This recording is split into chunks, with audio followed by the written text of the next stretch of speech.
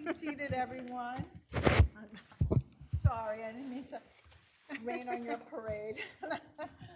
Good afternoon. Welcome to the Appellate Division First Department. We have 12,000 hours requested today, and not enough time for all of that. So all I ask you is please, when I call your case, please ask for the time that you need and not the time that you want, understanding that we have gone through your briefs, we know the record. If we need more time, we will take it, and but we all want to get out of here on this beautiful spring day, okay? All right. So, number one, People versus Jesse Faulkner, submitted. Number two, Dubose versus New York City Department of Investigation. Okay, I'm going to give you 5 and 1 and 5. Natalie versus Stephen R. is submitted. Piaza versus Dobery.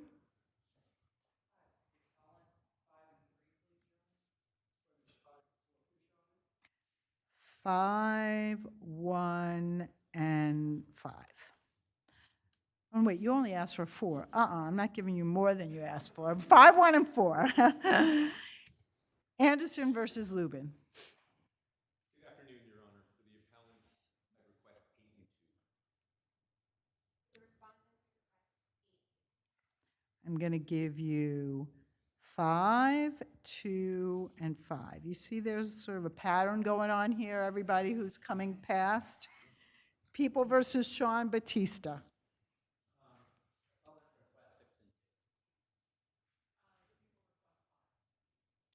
5, 2, and 5. People versus Michael Mabel, submitted. Clark versus Fifth Avenue Development Company. Good afternoon. For the appellant, I get 5 and 3, Judge. And respondent? All right, 5, 2, and 5. Middleton versus New York City Transit Authority. 4, 2, and 4. Mendes versus Federal 53. Yes. Okay. Respondent? 4, 1, and 5. People versus Diamond Hagen.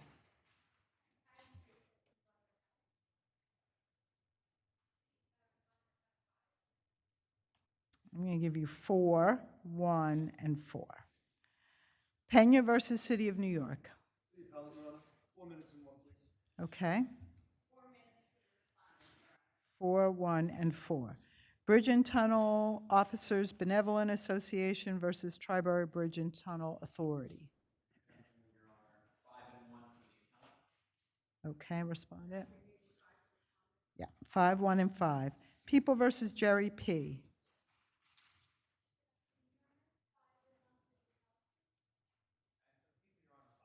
5, 1, and 5. Ratner versus Mount Sinai Health Partners. I am recused from that case. Okay. I'm going to give you 4, 1, and 4. Deutsche Bank versus Adola.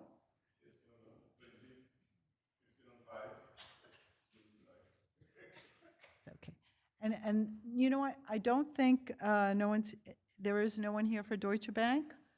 So you don't want to argue too long against yourself. So maybe I'll give you 3. How about 3? 3 minutes. Okay? People versus Derwin Blanks.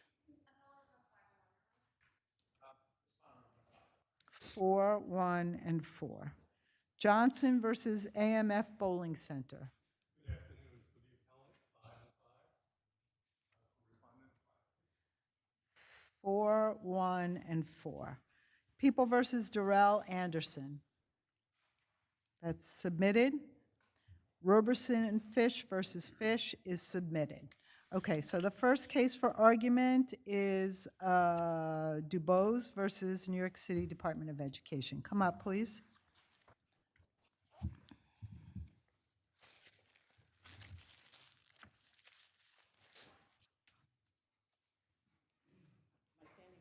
Yes, you may. Are you ready to go? After this deep breath, I'm ready. Okay, you may begin. Good afternoon, Justices. I want to start here where the case matters the most. First, by addressing the privilege that engineered this case to be buried for 10+ years, where discretion is supersized and exercised without explanation. It becomes unchecked power, abuse of authority. When the lower court dismissed the case under CPLR 3211 A5 A7, it mischaracterized the case as having a statute of limitations, and this is not that. Under the New York Penal Law, Article 130, rape in the first degree, kidnapping, no time limit. In the first degree, forcible compulsion, meaning intentionally the use of physical force. He misapplied the law. A claim. So let me just clarify, your case now is a civil case, right? Not a criminal case. So what you're talking about is going to What the I'm district talking about attorney is- and You're asking me what I'm talking about? Yes, hold 1 second, Okay. but let me just finish what I have to say, I Yes. promise. You're talking about going to the district attorney and filing a criminal complaint. That's no statute of limitations, right?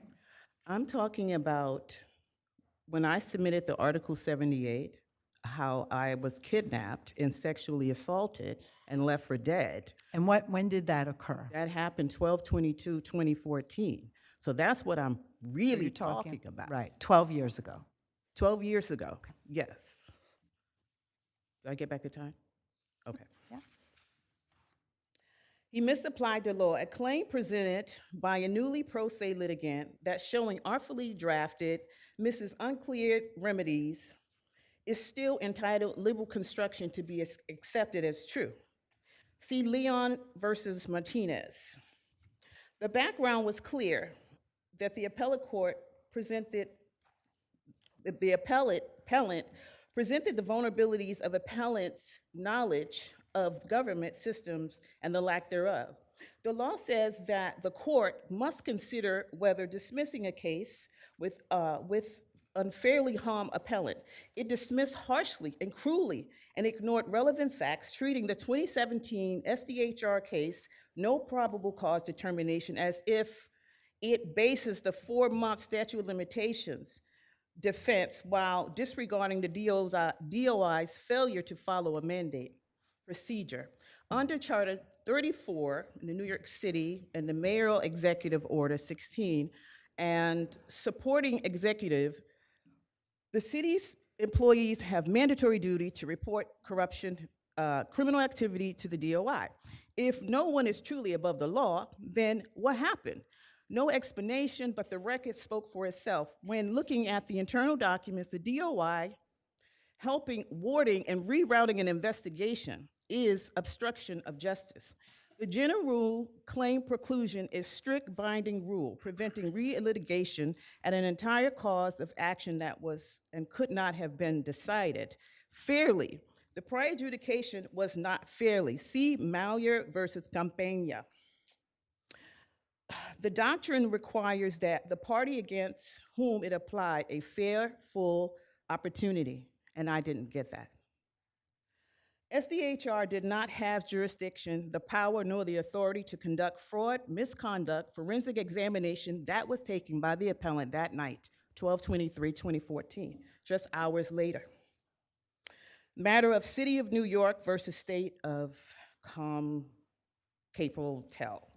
SDHR handles employment issues, and the appellant brief matter creating the respondent tried to craft as if it was a workplace issue, and it's not that either. And the failure to state a claim that it could not grant the relief the verified petition seeks is false as well, because in order to satisfy a criminal complaint, it needs a burden of proof. And for the DOI, when he once accepted the referral by the New York City public advocate back then, Larry Schimmel, which is Letitia James now, that Angel Dubose was sexually attacked, this was in their notes, and violently attacked.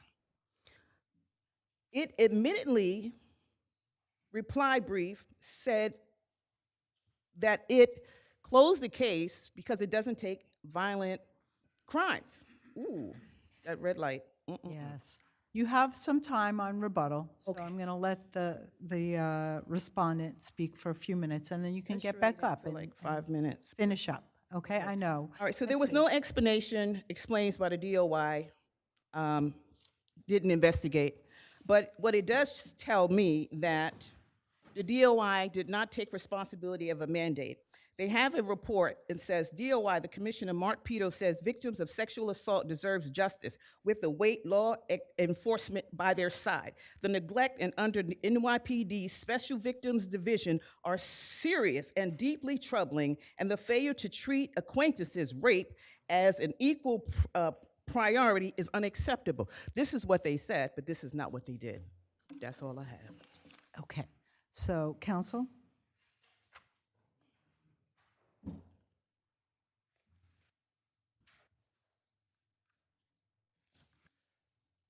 May it please the court. Michael Shang on behalf of respondents. Supreme Court correctly denied and dismissed the petition for two reasons. First, it was barred by a 4-month statute of limitations because it was brought under Article 78. And second, to the extent that petitioner seeks mandamus to review, DOI's dismissal of the 2017 complaint was not arbitrary and capricious. In her reply brief, petitioner clarified she wasn't seeking mandamus to compel, so I'll admit that discussion. And finally, Supreme Court correctly concluded that there was no basis for recusal. So beginning with the time bar, petitioner filed an Article 78 petition, which has to be filed within 4 months after the determination to be reviewed becomes final and binding. Now, at issue in this The case, gap in how long was it before it was filed? it was over 7 years between the denial of the referral, which occurred on March 6, 2017. 4 months would put that at July 7, 2017. This petition was not filed in Supreme Court until November 2024, over 7 years later. And again, this case revolves around this closure, so petitioner's filing was untimely. And I just want to also mention that to the extent that petitioner argued that their statute of limitations was extended, there's never a case or statute cited that supports that argument. All of the cases deal with when the petitioner actually knew that the case was final and binding, and that the records supports is on March 6, 2017. As for mandamus to review, again, DOI's decision to decline to investigate her allegations of criminal activity and to refer other workplace misconduct-related issues back to the public advocate's office were not arbitrary and capricious. As to the criminal allegations, as petitioner alluded to, DOI does not typically investigate violent crimes, and even when it decides to perform that an investigation that might involve such allegations, which it didn't here, it nevertheless would refer it to a prosecuting attorney. And so it was rational that DOI in this case informed and advised petitioner to refer her allegations to the police and to refer the workplace misconduct-related issues back to her employer, the public advocate's office. And then finally, as for recusal, Supreme Court correctly denied the motion for recusal. Petitioner identified no mandatory disqualification under Judiciary Law, Section 14. Attorney General James is not a party in this case. The Public Advocate's Office is not a party in this case. It's only the New York City Department of Investigation.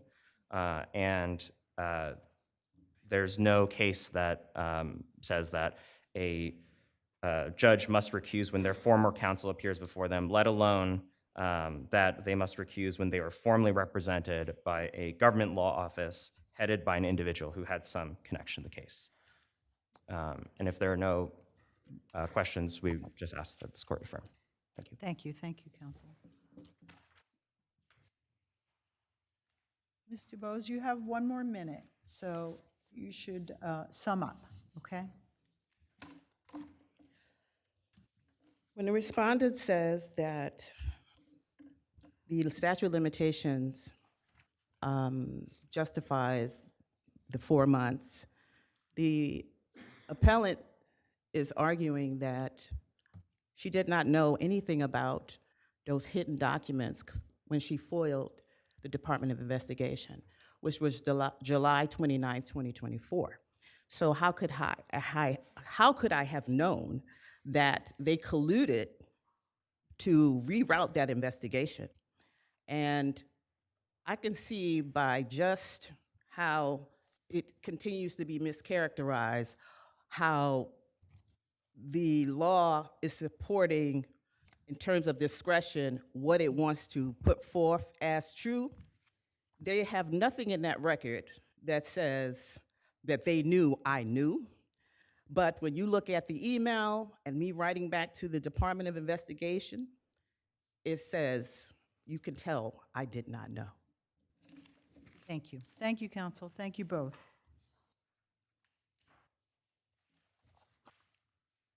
Piaza versus Dobery.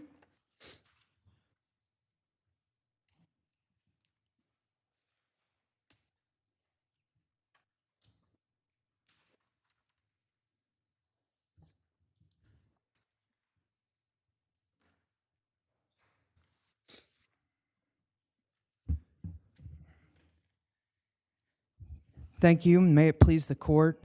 Charles Hickerson of Aronson Rappaport for the defendant appellants in this matter.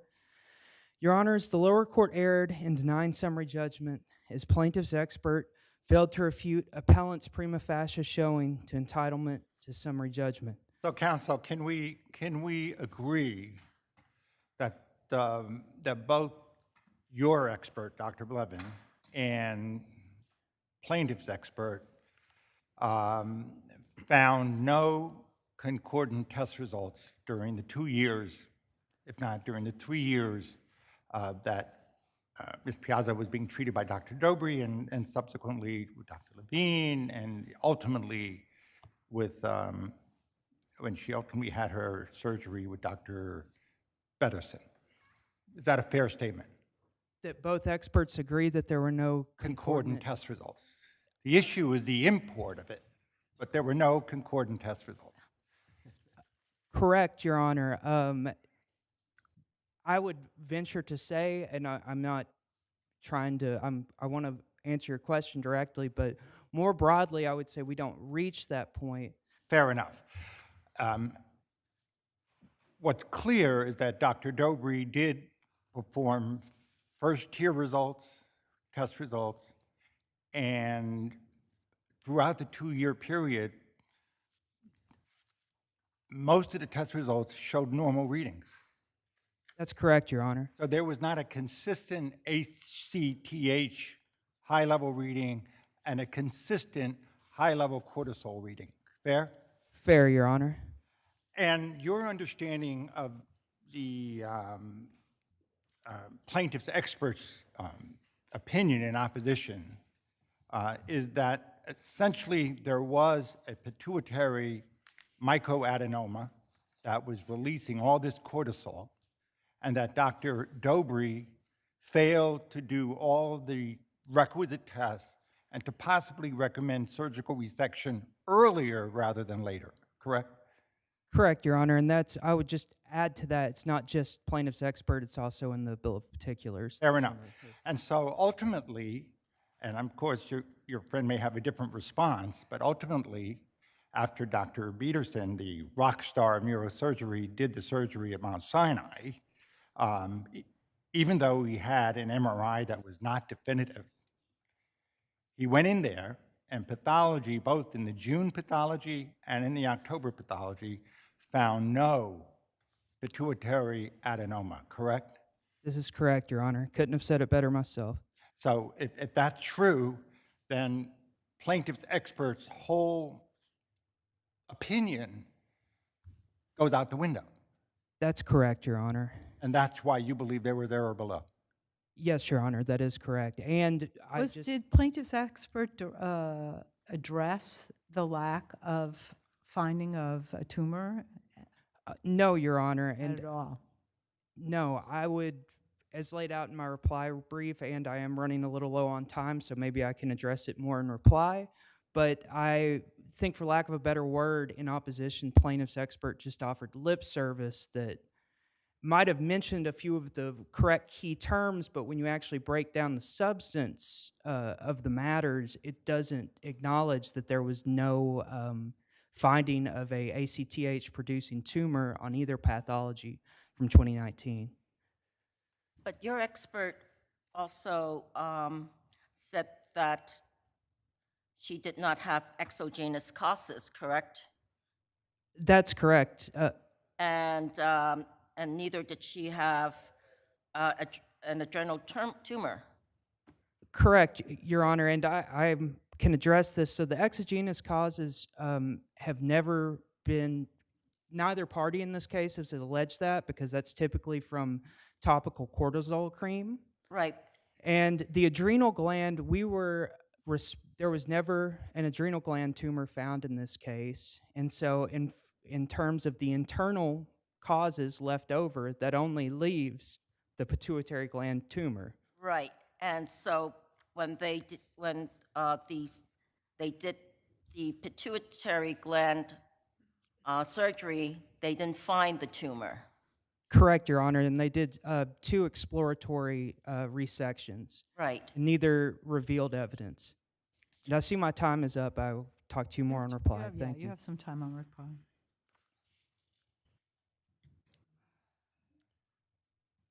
Good afternoon, Your Honors. May it please the court, Joshua Block for the plaintiff. Counsel, How does if we your could expert start, deal with the mic. fact- You can put the mic up. Everybody, yeah. So how does your expert deal with the fact that the 2019 surgeries on the pituitary did not show adenomas or an ACTH-producing tumor? Sure. So I think that the heart of our expert, and let me say, I don't even think that we get to our expert because I don't think that they have met the prima facie burden. But to answer your question more directly, I think it's paragraphs 34 to 37 of our expert's affidavit's kind of the heart of it. It's at pages 230-92 to 230-94. And essentially what this case comes down to is this plaintiff had the core classic symptoms of Cushing's. She had the surgery, and then the symptoms went away. Now, I know that you were asking but about... there was no evidence ever that she had a tumor in her pituitary gland. So when you say she had all of the symptoms of Cushing's, I don't know what you're referring to, especially because in addition to the fact that she didn't have a tumor in her pituitary gland, although she had thin legs and arms, they were well muscled, which is not typical of Cushing's. So I don't understand your theory that your expert showed that she had all of the symptoms of Cushing's. So it's 2388 is where he lists it, if I may go back to it.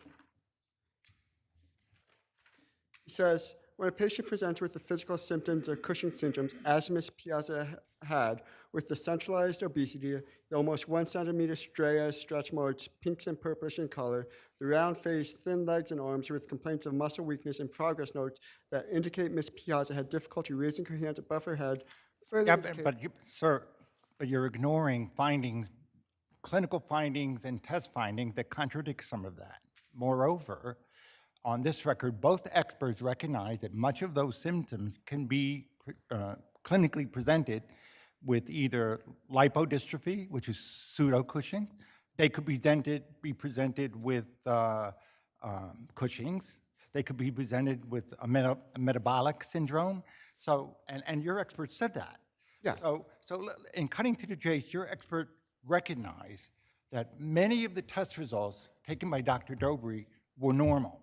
Mm-hmm. So his theory, bear with me, I want to know that I read it accurately. His theory is that because there was a June 2016 MRI that showed suspicious adenoma, that possibly, and because there were what we would call cortisol spikes that require Dr. Dobery to recommend a resection earlier in the game. And that would have found the tumor. That's what your doctor said.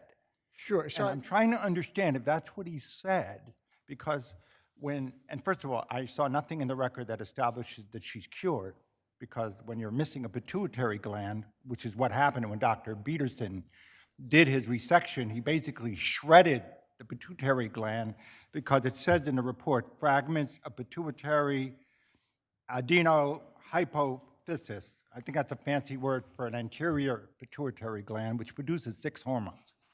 So that's what happened here. He shredded the pituitary without finding any tumor. So I need to understand the whole basis of your expert's opinion. Sure. And if I said cured, then I misspoke. I was referring specifically to page 371 to 372, where she was testifying about the symptoms that seemed to get better. And so if I can go back, But if she actually felt all better, she would have no basis for suing. The claim here is that because Dr. Dobery didn't do something sooner, that she was severely injured. But if you're saying she was getting better, that's inconsistent with your claim that she was injured. well, I mean, if she has the surgery to remove the pituitary, and then her symptoms are less, then that doesn't mean that she doesn't have any case at all. I disagree with Your Honor on that. There's the lessened chance, he talks about whether or not, if it had been treated earlier, the pituitary, whether or not it would have had to be removed entirely. But if I may get back to Your Honor's point,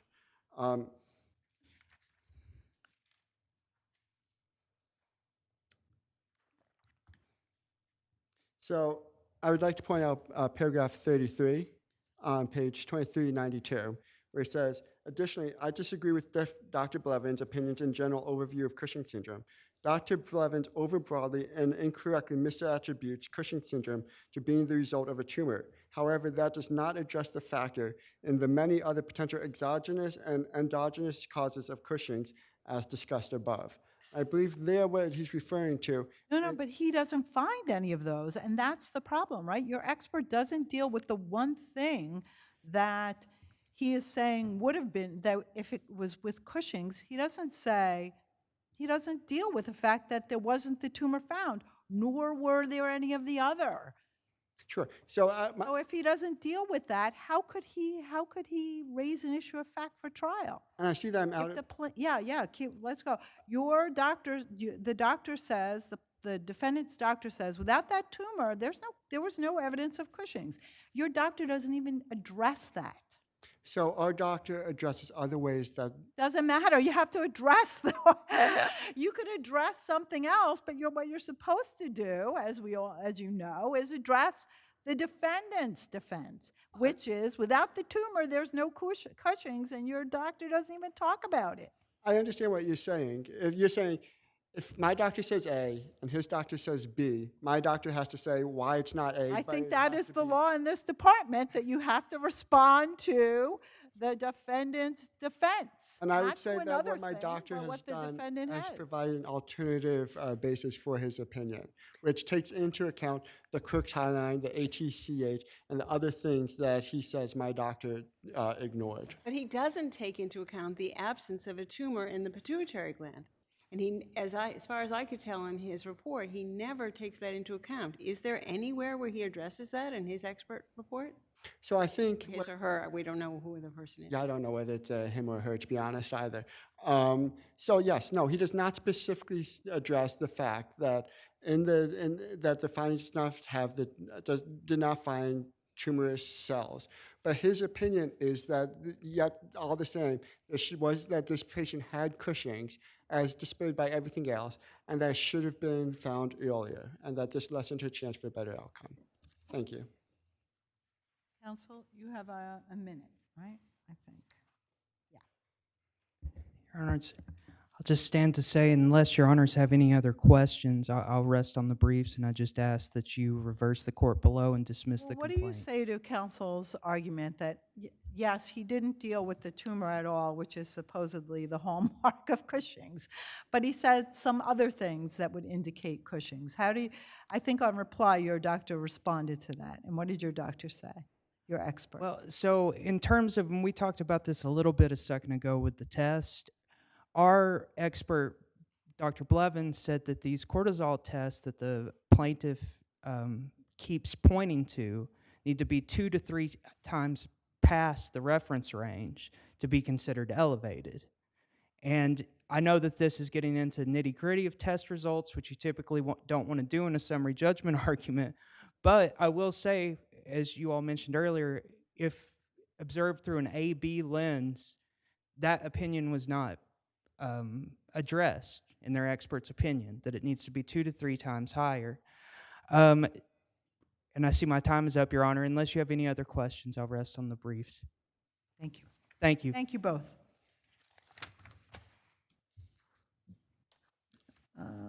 Anderson versus Luben.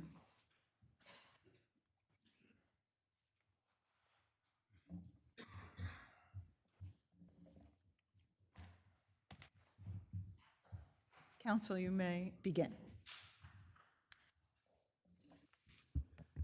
May it please the court, and good afternoon. Tibor Naj of Naj, Wolf, Appleton for defendants, appellants. The core issue presented in this appeal is whether the plaintiffs can usurp priority and depose defendants out of order, even though the trial court has not yet ruled on the motion. Is that motion ruled on by now? Still no? Still no ruling. So even though the trial court hasn't ruled yet, even though the time for serving responsive pleadings has not yet passed, and even though the plaintiffs conceded below that they did not even want priority, much less need it. They didn't request it. I'm sorry. They didn't request it or state any reasons why it should be done. No, on the contrary, one of the key facts below is that the plaintiffs waited 2 years before they even sought to take a deposition. When they came to us about depositions, they actually told us, you defendants, you should go first. And they noticed and picked dates so that we could go first. And that's undisputed. Given that record, there was no way the trial court could find... Why not just do it? Why not just do what you both agreed to? How did this come out here? How are we on this appeal? It's a great question. The core, I think, of this appeal is the plaintiffs have now gotten tired of waiting for the trial court. And so while they were content to wait for 2 years, they now want to start depositions. But they can't claim that there's special circumstances requiring that... Why don't you? Oh, because you don't want to depose anybody because you might be out of the case, right? Right. Yeah, I get it. Okay. That makes that's sense. part of it, Your Honor. And one of the things is we need to serve an answer, maybe, right? We haven't done that. Issue hasn't been joined. We don't think we belong here. And another undisputed fact is this, and this I think is really bears mentioning. These same 27 plaintiffs who are before this court are proceeding in Switzerland against the same core group of defendants, challenging the same transaction, seeking the same relief. And speaking of the number of plaintiffs, did they request that not all of them be deposed? Yes, they opposed that. So when we discussed depositions 2 years into the case, they came to us, they said, you go first, but you can't depose all 27 of us. So that was an issue that they brought up as opposed to the court doing it sua sponte. Correct, and we were surprised by that because when they first sued, they said these are individual claims, right? They're individual claims, we have individual facts, and we were surprised to learn Well, they're individual employees, or they were, and they were entitled to an individual share of the pie here. That's what they claim. They claim. That's what they which claim. Which means you have a right to analyze each and every one of them. Exactly. Oppose them. That's what we thought, so we were surprised to hear otherwise. Last thing I'll say, I see I have a minute, is one key legal issue here is the competing constructions of CPLR 3106A. Their brief, this was a shock to us, takes a 20-day window construction. They want you to limit the protection of CPLR 3106. They say it in their papers to 20 days. It only affords defendants protection for 20 days after filing of a lawsuit. That is unequivocally wrong. The statute, in fact, used to say that, and it was amended precisely to extend the protection beyond 20 days. In fact, this court, even when it said 20 days, still held it should extend until responsive pleadings are filed. Just out of curiosity, where is the litigation in Switzerland now? It's What stage? It's quite advanced. They filed 4 new lawsuits in Switzerland. During those 2 years when they weren't taking depositions here, they filed 4 new lawsuits in Switzerland. There have been appeals. They got a special auditor appointed by the Swiss courts. They just sued 2 new defendants late last year in the Swiss courts.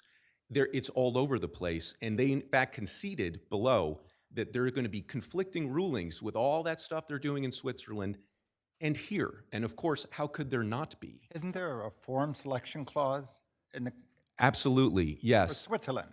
For Switzerland on the key claim, which is the fiduciary duty claim, which, by the way, they concede is governed by Swiss law.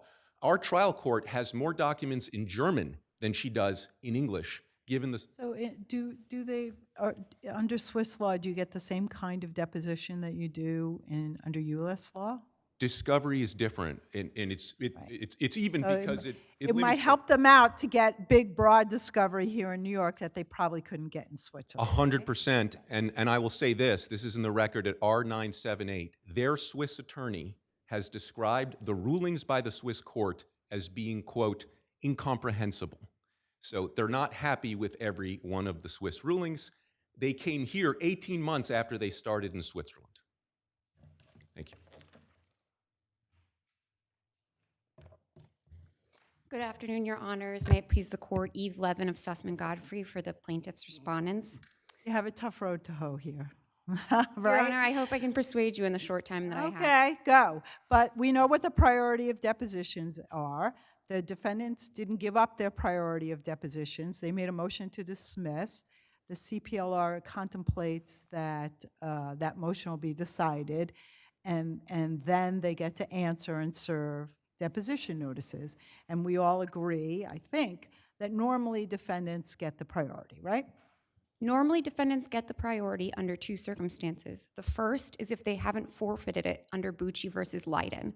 Bucci versus Leiden teaches that if a defendant is not diligent in pursuing depositions and is dilatory, that it forfeits its right. What's dilatory about making a motion to dismiss the complaint based on a forum selection clause and the other grounds? How could we find that to be dilatory? The inquiry under Bucci is not whether or not they have filed a motion to dismiss. Indeed, Bucci only applies before responsive pleading is due.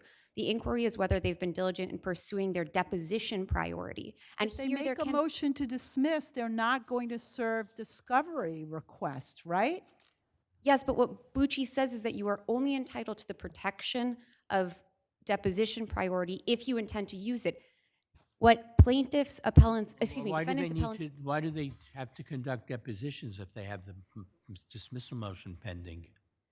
Your Honor, they don't need to conduct depositions, but they can't hold hostage plaintiffs' rights. Why should they lose their priority rights while that motion is pending? Because they're not asserting priority rights. What they're asserting is the ability to impose a unilateral stay when Bucci versus Leiden says that It's not, that case is not dispositive, one. It doesn't even apply actually here, but it's not the statute, and the statute gives the defendants priority. And the fact that they take advantage of their right to make a pre-answer motion to dismiss, there's nothing in the CPLR that requires them to give up their deposition priority by exercising a right that they have.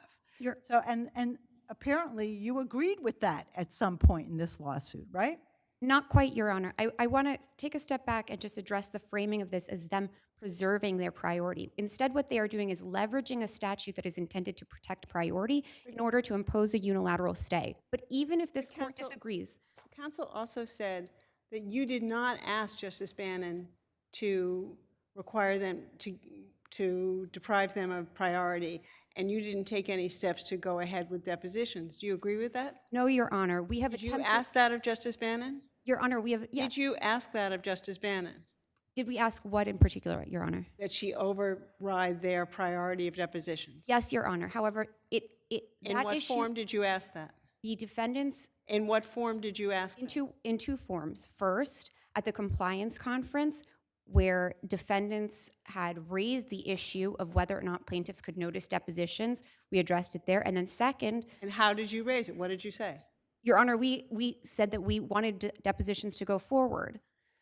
Then defendants were given the opportunity to fully brief the issue. And what CPLR One second. 3106. Let me interrupt you for one moment, please. You're saying that Justice Bannon issued an order switching discovery? Yes, Your order? Honor, and that's at R5. I didn't see it. Tell me what you think it's, read it to me, because I honestly did not see her say, what I read was, let's discuss it at the next conference. No, I would direct your attention to R5. That's the order that Justice Bannon issued denying the motion that defendant appellants filed. No, she seeking to declined assert- she declined to sign an order to show cause, right? Yes, Your Honor. That's not denying a motion. That's saying, I don't need to do this immediately, right? That's a different thing. Your Honor, defendants appellants sought to assert their rights under 3106, had a full opportunity to brief the motion, and Justice Bannon denied it. We believe that that fully satisfies both the letter and the spirit of 3106, which requires only leave of court granted on motion. It says nothing about which party needs to assert the motion in the first instance. It says nothing about how the leave must be styled. In both letter and spirit, Justice Bannon's actions here adhere to the statute. Okay, I think because we've been spending a lot of time on deposition priority, you have a little bit of time. Do you want to address the deposition limits? Yes, Your Honor. As we read Justice Bannon's order, it does not categorically preclude the possibility that in the future another plaintiff could be deposed. What it says is that the default will not be varied up front, but rather that by further order of court, if the defendant appellants can show a particularized need, can show that the facts with respect to that plaintiff differ, that they may seek that. Having said that, Are you conceding that every plaintiff has the same claim for the same amount of money and the same defenses as to every plaintiff would apply? no, Your Honor, but what we Okay, have so said is then that that seems pretty straightforward. If you are saying to us here, each plaintiff has their own claims and there may be different defenses that apply to them, I can't imagine that the defendant wouldn't be allowed to depose every plaintiff. what we have offered the other side is that for as to any plaintiff who would appear at trial, or whose testimony would be presented at trial, they have the opportunity to depose them, even if it exceeds the 10 deposition default. But Histon does not erect a default requirement that every single plaintiff be deposed in every single case. What it says is that if the facts as to a particular plaintiff differ, then they should be deposed. That's exactly why I asked you, do the facts of these plaintiffs differ, or are they the same? Not as to every single one. And Okay. we believe that the defendant should have to make a showing that, Well, how would they know? You're the one who would know. not necessarily, Your Honor. You have all the information about your claims. The defendant has no information except what you pled. I disagree, Your Honor. The parties have exchanged 180,000 documents. They have our detailed pleadings. They've propounded interrogatories that we've responded to. They have a full sense of our... And of course, they also have all the discovery and all of the Swiss actions which you've brought, right? Your Honor, the Swiss actions are completely different than the actions here. The characterization of my friend on the other side is simply false. The actions in the Swiss proceedings are indirect claims brought on behalf of a corporate entity. They are akin to derivative claims in the United States. They do not cover the type of direct relief we're seeking here, contrary to the insistence of the defendant appellants in their brief, where they cite a filing that's not in the record on appeal. The claims there do not seek direct damages on behalf of the plaintiffs. They are simply different matters. The relief that the Swiss proceedings seek are... thank you, Your Honor. Thank you. We've read your brief. We've gone through the record. I promise you. All right, you have 2 minutes, counsel. Thank you. I want to address two things. First, let me clarify the record. It is absolutely not the case, Justice Kesmer, to your question. It is not the case that plaintiffs ever asked for a reversal of priority. The two conferences mentioned in the briefs took place in February and June. At neither conference did they ask for a reversal of priority, even though we met and conferred per the rules and asked them if they were going to do so. They said no, and they didn't. In August of 2025, after both conferences, and this is at pages 7 and 12 of their own briefs, Okay, they but don't acknowledge. counsel. I'm sorry. My apologies. In their own brief, they acknowledge in August that they were offering priority to us, that there was no special circumstance. They even noticed depositions to give it to us. That's one point. Second point, Bucci. You heard a lot about Bucci. Bucci is completely inapplicable here. So I want to go back to the 27 plaintiffs. Yes. Is it your position that every single one of them has to be deposed? Why can't you work this out? It seems, I'm sure there are some that are, the claims are similar enough with damages that are similar enough. So we actually think that they are the same because we argued they're derivative. If they're derivative, they have to be dismissed. So the plaintiffs have pled absolutely emphatically that they're all different, that they're individualized. If that's what they're pleading, we're entitled to depose them. They can't have it both ways. And so they went out of their way below to avoid dismissal to say, we're individualized, our damages are all very different. I believe their damages are all the same. It's the drop in the stock price, which is what they're alleging and arguing in Switzerland. It's obviously the case, but they pled it, and so we need to confront each of them about what they pled. Bucci, the defendant, started a deposition and then stopped, and for a year didn't come back to finish them because he was afraid of related criminal proceedings. That's not us. We moved to dismiss promptly. We want priority. If we need it, and given the Swiss campaign, we don't think we ever will. Thank you. Thank you, counsel.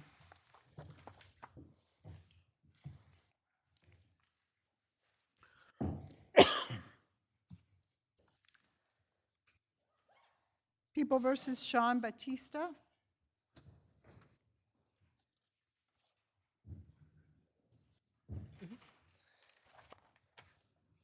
You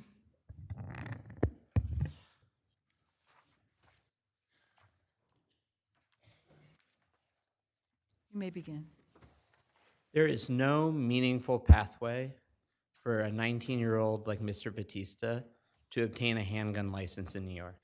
New York's categorical ban is an outlier today and disconnected from our nation's history. Consequently, his indictment for violating that ban should be dismissed for both substantive and procedural reasons. And when you're referring to our nation's history, what decade or century are you referring to? I think that the founding era is the most salient one, but ultimately Do you there's believe no the gun laws should be based on how guns were handled during the colonial era? No, of course, as this court is aware, the Supreme Court does not require a historical twin, but there needs to be some congruence between the means and the principle. And I think what the briefing on appeal shows is that there, of course, is an ability for states like New York to regulate handguns based on age. So it could be, go ahead. So, for example, most states in the United States allow young people to carry a firearm, obtained, for instance, through a parent or guardian, or by fulfilling, for instance, longer waiting periods, more extensive background checks. There's all sorts of things that the state can lawfully do. It just can't categorically block someone who is of the people from ever carrying a firearm. Well, no, but at certain age you can, right? So that, I guess, would also apply to alcohol. If you're saying, you know,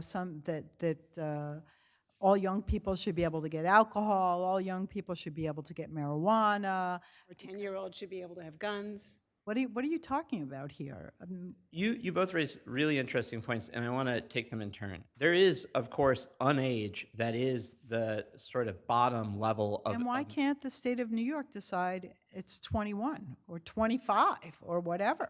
Well, I think there's a few reasons. Unlike, for instance, marijuana or alcohol, the Second Amendment's prohibition against government encroachment is itself about government overreach, whereas you don't have a constitutional right to consume alcohol or marijuana.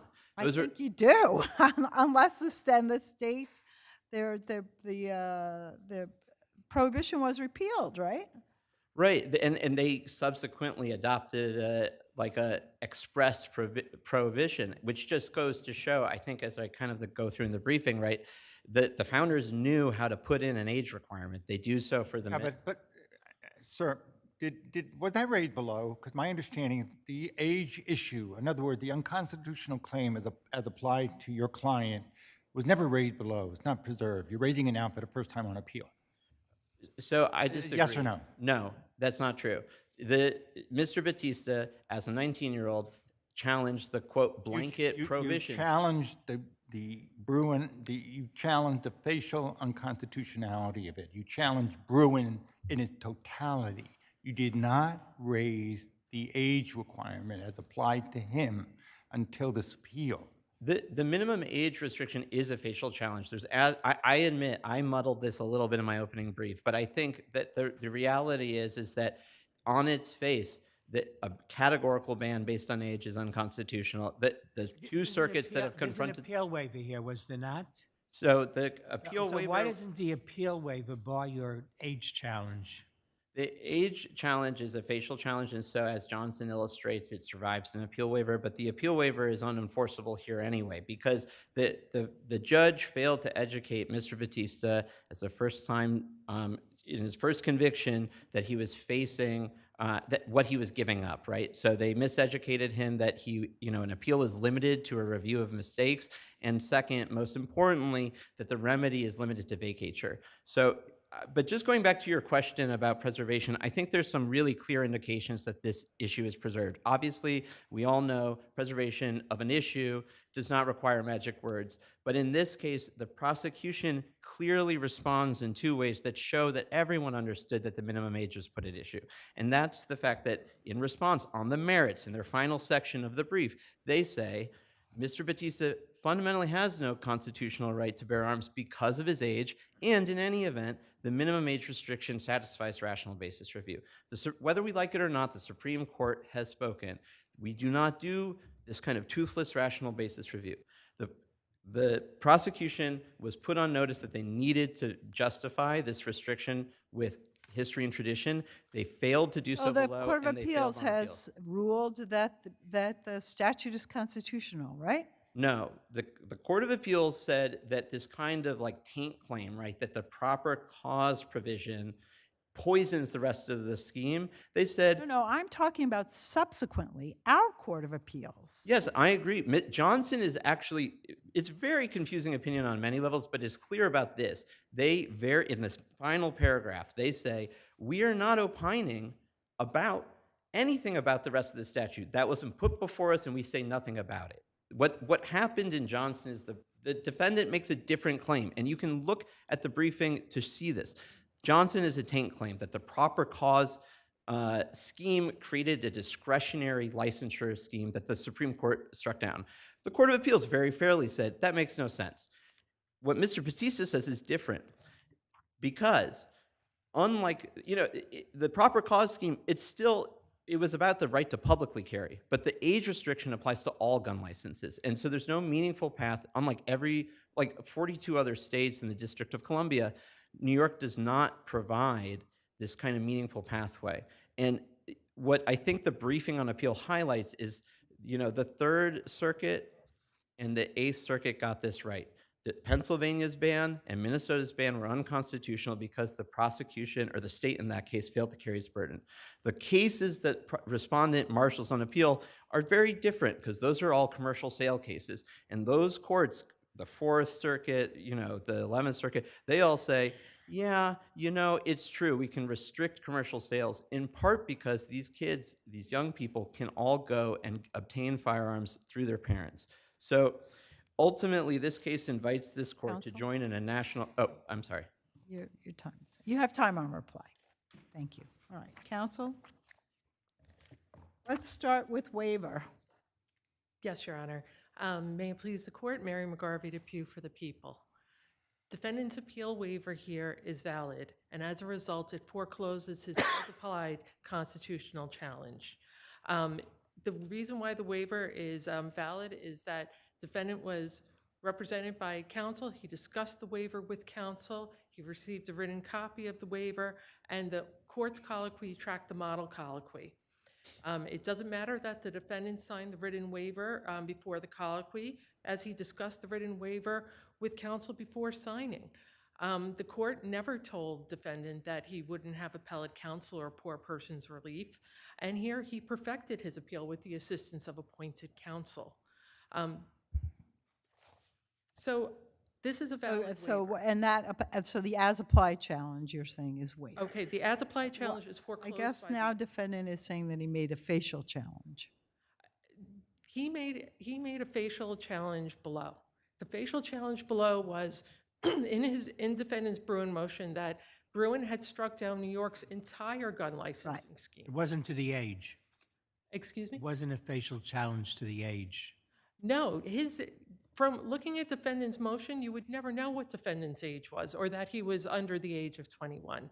It has no reference to it, and I think it subverts the purpose of preservation for the defendant to then take the position that because the people mentioned his age in their papers, that he has satisfied his burden of preserving the issue. And because this issue wasn't preserved, the lower court wasn't allowed to weigh in. The people weren't placed on notice. Fuller briefing, the Attorney General could have weighed in. None of those things happened because this age claim, which is in fact an as-applied claim, wasn't made below. It was a facial challenge to the entire statute. The lower court held that there was no need it held that Bruin didn't say that New York's entire scheme was struck down. It just struck down proper cause. And it's your position that the as-applied challenge is waived by the appeal waiver? Yes, it is, Your Honor. Was it as well as it's preserved? Did the unpreserved. defendant actually argue any about the historical background of the age requirement in front of the trial court? No. It's not there, Your Honor. It's here on appeal, but it was not argued at all below. And the fact that the prosecutor below put in their papers the defendant's age also to hammer home the point that there is a carve-out available for those under 21, for those who have former military experience, and that this defendant did not meet that standard. Furthermore, besides the fact that this as-applied challenge, which it is unpreserved, it fails on the merits. This defendant was not a law-abiding citizen. Bruin and Johnson has held that New York has the right to enforce a gun licensing regime. This defendant didn't even subject himself to it or undergo a background check. Also, the facial challenge fails on the merits. So unless... You don't have a problem with vacating that part of the order regarding the surcharge, correct? I'm sorry, I couldn't hear you. Sorry, you don't have a problem regarding vacating the surcharge in the interest of justice. You took no position on that, or you didn't oppose it. I believe I took no position on it. No position at all, Your Honor. So unless there's any other questions, thank you.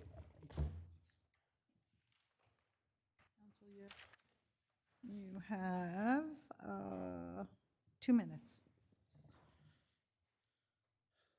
Below, the prosecution conceded that the carve-out is inapplicable. No, it's really what you raised, right? Below, you raised a facial constitutional challenge. You didn't say anything about the two-step process. You didn't say any of that below. Oh, no. The brief spends... Specifically with respect to the age and the historical consideration of age. Did your brief below state that and raise that issue and discuss that issue? That would have been sufficient, but it's not necessary. I'm asking you whether you did it. Let's start with that. Okay, look, we didn't. I think we all know we didn't. But the core problem here is that it's the prosecutor's burden. And what we did do is we asked for the chance to respond. But by sidestepping this... What do you mean? I don't understand what you mean. It's the prosecutor's burden. It's your burden. No, there's a sort of a three-step process if you combine New York and federal law. So the Supreme Court says that at step one of Bruin, the defendant or the proponent bears the burden of showing that A, their conduct falls in the heartland, like what they actually did falls in the heartland of the Second Amendment, and that they are subject to a restriction on that activity by statute. Okay, so let's stop right there. Yes. You argued below that it was facially unconstitutional. You did not argue that as applied to him because of his age and the historical backdrop of the statute, that the statute is unconstitutionally preventing him because of his age for getting the license, right? You didn't argue that. We agree, you didn't argue it. And my understanding is that that requires preservation. If you disagree with that, why? I think preservation is for issues, not argument. And fundamentally, what the Supreme Court says is once we make that showing, it falls on the government entity to justify the restrictions with history and tradition. They are clear To figure in. out what your specific objection is to the age if I you think don't raise it? Johnson sort of answers this question. What it says is if the prosecution had responded to our motion and said, we don't know what you're talking about, I wouldn't be here. But what instead the prosecution said is the minimum age regime blocks you from asserting a Second Amendment claim. And even though we said in our opening brief we would like the chance to develop a historical record if that comes up, Should have when we show preserved it at the lower level. we did look All right. ultimately the judge cuts off any further inquiry on this when we show up in court. So this just isn't a case where we could have pressed it. Let me just, you've gone over, but do you want to address excessive sentence and the fine? I'll give you 30 seconds if you do. You made an. The sentence is moot. We ask that you vacate the fine in the interest of justice. Thank you. Thank you, counsel. Clark versus Fifth Avenue Development Co.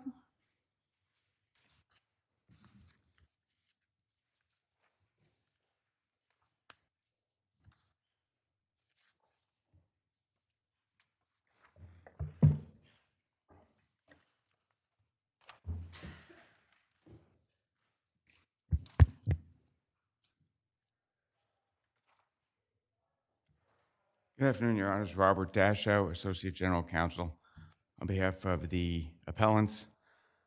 Respectfully, the court below erred in denying summary judgment. It's really a pretty straightforward case here. There's a lease. So, yeah, go ahead. You go. Even as to the lease, there are questions of fact. For example, the tenants, the Clarks raise a question about whether your agents intentionally misled them about the existence of an elevator in the short run that would enable them to continue to reach their apartment.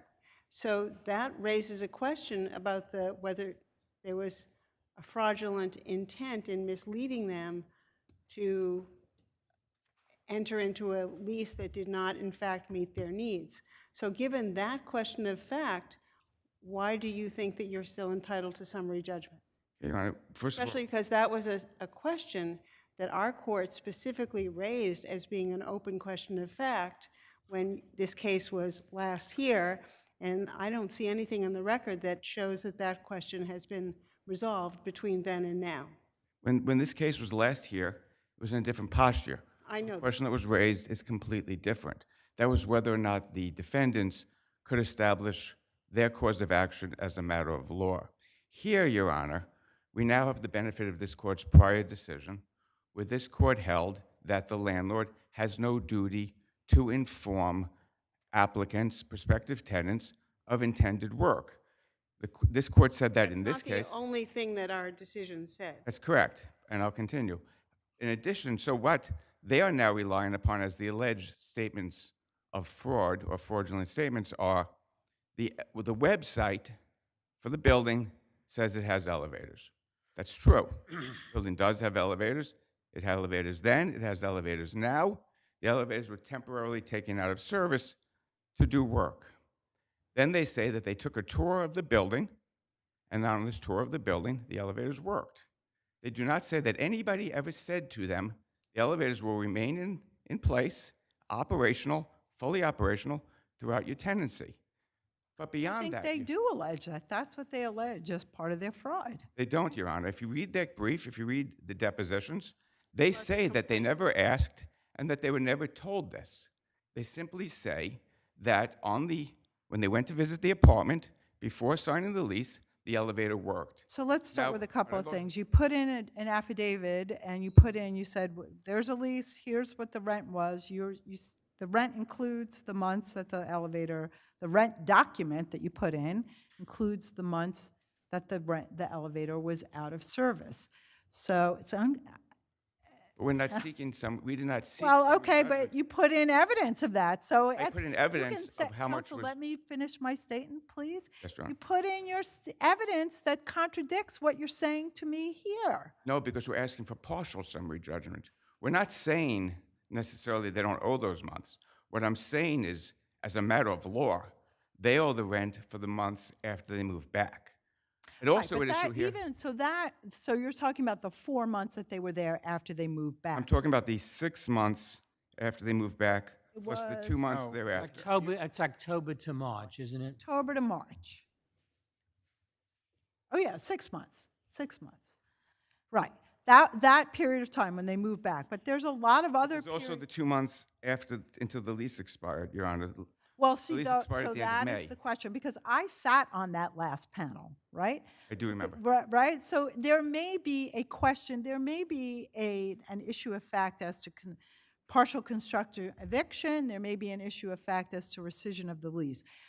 There may not be an issue of fact that if they live, when they come back, they owe that, they lived in the apartment for those 6 months, and they have to pay something for that. So- But that's a different issue. You want the whole deal. No, I and- don't want the whole deal. What I Okay, want, what are you looking for? I'm looking for summary judgment on the months after they moved back until the lease expired. And that's That's oh, it. including the 2 months. But if we found that the lease was, that the lease was rescinded, then you would not be entitled to 2 of those 8 months. But Your Honor, the lease can't have been rescinded because they ratified the lease. They moved back into the apartment for several months. Isn't that a question All of of the fact? benefits. No, Your Honor, it's not a question of fact. But you want, There's no question that they were in the apartment, that they were occupying the apartment, and that they didn't move out again for another several months. There's no issue of fact there there is, at all. is a very, it could be that the lease was rescinded, that they moved back in, and they owe you for the months that they lived there, but not for the 2 months, the 2 extra months that you were seeking, right? Your Honor, I don't believe that's the way the law of ratification Okay. works. Having Okay. ratified the lease, they're responsible for the rest of it. Maybe they didn't ratify the lease. Maybe all they're responsible for is U and O. But under the case law, they, having enjoyed the benefits of the lease, they've ratified it. Okay. Thank you. You'll have time on rebuttal, right? Did you ask for rebuttal? Yes, you did. All right. Go ahead, counsel. Good afternoon, Your Honors. Jeremy Bunting with Gibson, Dunn & Crutcher on behalf of... So let me ask you, what are you relying on for your fraud claim? So there are 3, I think, issues of fact that are in dispute with regards to our fraud claim. The first is whether appellants posting on the website and advertising the apartment as having elevator service is an affirmative misrepresentation that the apartment will continue to have elevator service throughout the lease term. How could such a representation made? An elevator can always go out of service. Right. I think the repair work here is a bit different than routine maintenance. The elevators were actually replaced in the building, and they were out of service for 2 entire months. This happened mere weeks after respondents moved into a 6th-floor apartment. Very obviously, You offer them an alternative apartment? I think this is an issue of fact. There were alternative accommodations offered, but they came with conditions, and Well, those my conditions were not. understanding is, I'm sorry, my understanding is, in addition to being, one of the conditions you imposed to possibly resolve this issue was that you wanted a renewal lease at a rent freeze. In other words, you imposed greater conditions than an alternative apartment. Am I correct? No. So with respect to the alternative apartment, where negotiations broke down was over paying for movers to move the Clark's belongings from the 6th floor to the 2nd floor. So, but I want to go back to the fraud claim, because if you don't have the fraud claim, then counsel is correct. You're entitled to, they're entitled to the rest of the lease. So what is it that you're saying creates an issue of fact? One, they knew they were going to repair the elevator for 2 months, and they represented something else to you. What else? Yeah, so it's these 2 affirmative misrepresentations, the website and then showing respondents the apartment before they signed the lease using the elevator, both of which I think Okay, so that I find, that you're saying is an affirmative misrepresentation. They got to the apartment by use of the elevator, and that's an affirmative misrepresentation? Yes, Your Honor. I think showing someone a 6th-floor apartment via the elevator strongly creates the impression that they'll be able to use that elevator to reach the apartment. For the whole term of their lease? I That's think- what you're saying? I think, Your Honor, at least for, I think not 2 months, missing out of the lease very Well, shortly after they moved in any event, even if someone would disagree whether there's a misrepresentation, our order in whenever we issued it, I forgot already, 2022, pretty much said it's an issue of fact, right? Which I would agree Ratific- with. Just bear with me. Nothing changed since then, with the exception of them making a motion now for their rent, right? Nothing changed. The record isn't getting any better. That's right. Okay. And when they affirmatively sought relief, as I understand in the record, your friend's counsel sought 10 months' rent. They didn't give you the abatement. They sought 10 months' rent. They sought about 40 grand. Am I correct? That's right. And while they made note of the fact that if an abatement were credited against the 40 grand, there would be about 30,000 owed. But they didn't do that. They're seeking 40 grand, 10 months' worth of rent. Yes, yes, and you know, there's both the abatement for the 2 months that they were constructively evicted, as well as the 2 months after which they had already vacated the apartment. Which, if I can speak briefly about that, I think very distinctly rebuts the idea that there is any kind of ratification of the lease. What we see here are two tenants that immediately left as soon as the as soon as they were notified the elevator would be out of service. Because they realized that they had been defrauded into signing this lease. They moved back very temporarily. 4 months is not very temporarily. Well, I think counsel. you have to That- keep in no, mind no, also. that's just no. Well, but this is Not fall very- 2020. The it's circumstances were a little not different than they are today. No, I think 4 there was months is- also. I think there was also a hope that there would be a negotiated resolution, but there So wasn't. there is a question of fact as to ratification, whether they ratified the lease. We agree.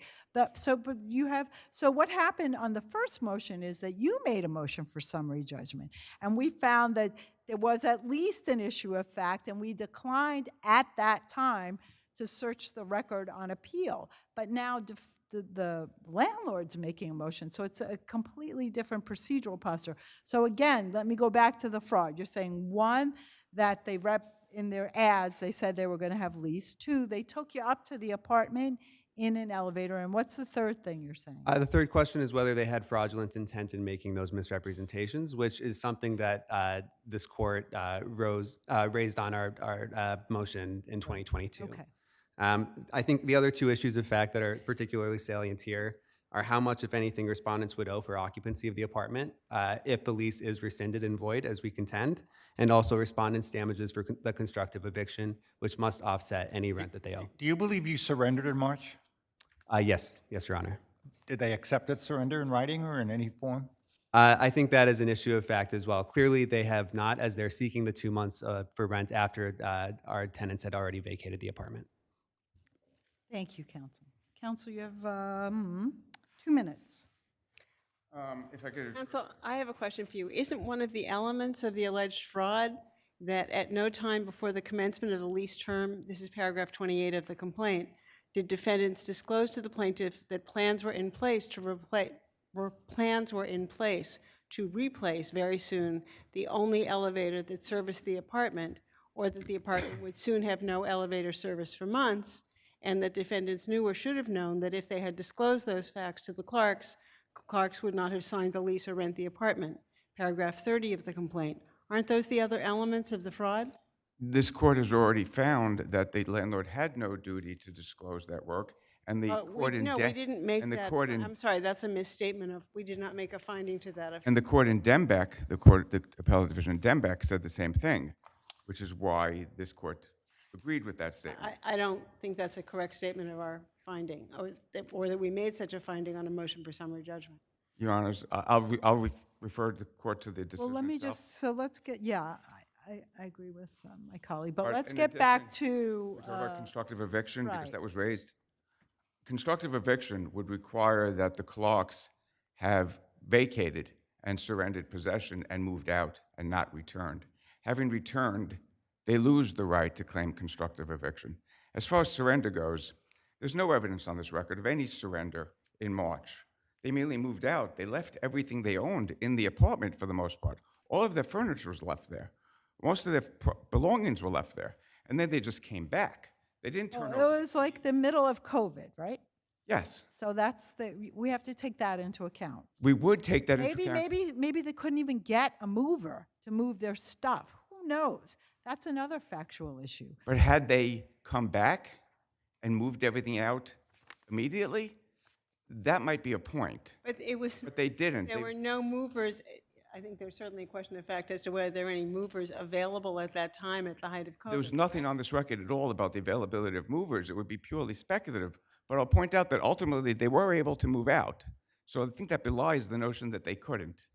And they moved out in the middle of their lease without notice. Thank you. Thank you. Thank you, counsel.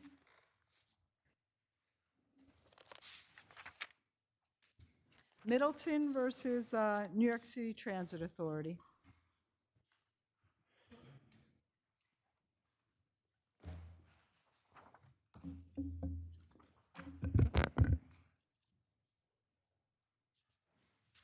You may begin, counsel. Good afternoon, Your Honors. May it please the court, Richard Soder for the appellants. The core issue before this court is that a reviewing court cannot substitute its own judgment for that of an arbitrator in an Article 75 special proceeding.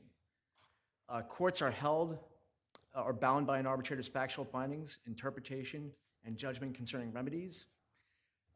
Where an arbitration award offers even a barely colorable justification for the outcome reached, the arbitration award must be upheld. Now, in the decision below that we are appealing, the lower court found that, to be sure, as the arbitrator found, nothing in this provision, and it's referring to the federal regulations at play here, expressly prevents or expressly permits an MRO to make successive conflicting determinations upon the same medical evidence. And we would submit that the analysis should have ended at that point. The court had found a barely colorable justification for the outcome reached by the arbitrator in the arbitration award, and the award And that's a medical finding, right? So the arbitrator didn't dispute the medical finding. The arbitrator disputed the effect of the medical finding and what happened when somebody above that person called the person up and said, change it. Correct. Which isn't affecting, it has nothing to do with the finding itself. It has to do with what's the effect of the finding. Correct, Your Honor. The arbitrator was reviewing the process. This contingency is neither in the collective bargaining agreement or in the rules which govern this arbitration. The idea of someone calling up the medical review officer to change his or her decision. Excuse me, I didn't catch the first portion of. The idea of someone, of a supervisor calling up the medical review officer and suggesting that the MRO change his or her decision is not contemplated either by the collective bargaining agreement or any of the rules applying here. That is correct, Your Honor. And having weighed in on the interplay between the rules and regulations on the federal level and the facts at play, the arbitrator ultimately came to the core conclusion that the process was flawed and impermissible and based their findings on that. And going to the federal preemption issue that the respondents have raised, that isn't at play at all because the federal regulations expressly permit review by an arbitrator of the process, the circumstances that lead to a determination. And the court, we agree completely with the lower court's reasoning on this portion. And they completely address this at R24 through 25. The reasoning on that is sound.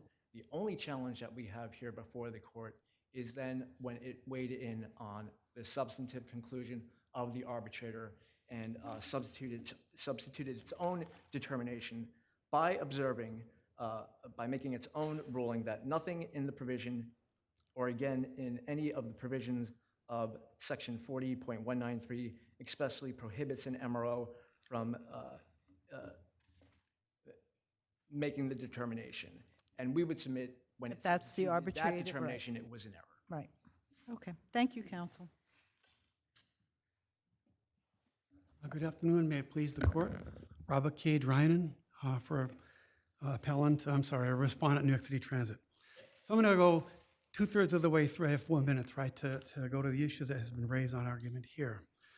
An MRO has sole authority to make a medical determination as to whether somebody has been unable to provide a urine specimen, right? The standard is precludes, or with a high degree of probability could preclude, right? The first MRO, Let's all agree, there was a finding, right? And the first finding was that they had proved it, that they couldn't come up with the sample, and that all they had to do was retest and go back. So that medical determination that they couldn't come up with this, that there's nothing in the record that changed that medical finding. It's only a phone call from somebody higher up saying, you should find something else, right? No. Okay. That's not, tell me, that's all right, not so right. then tell me what medical evidence changed. I'm going to go to the arbitration hearing. I'm just asking you what you're saying. No, I asked you a question. You said the medical evidence changed. What No, medical evidence You're right. changed? I'm sorry. You are correct. The medical Exactly. evidence It was was the the same. same exact medical evidence. Correct. But a medical doctor is not prohibited by the regs from changing his or her determination, medical substantive determination. In this case, Well, not for coercion by a layperson that told him to change it. Judge, the arbitrator Why would you say that a medical doctor should bow to that?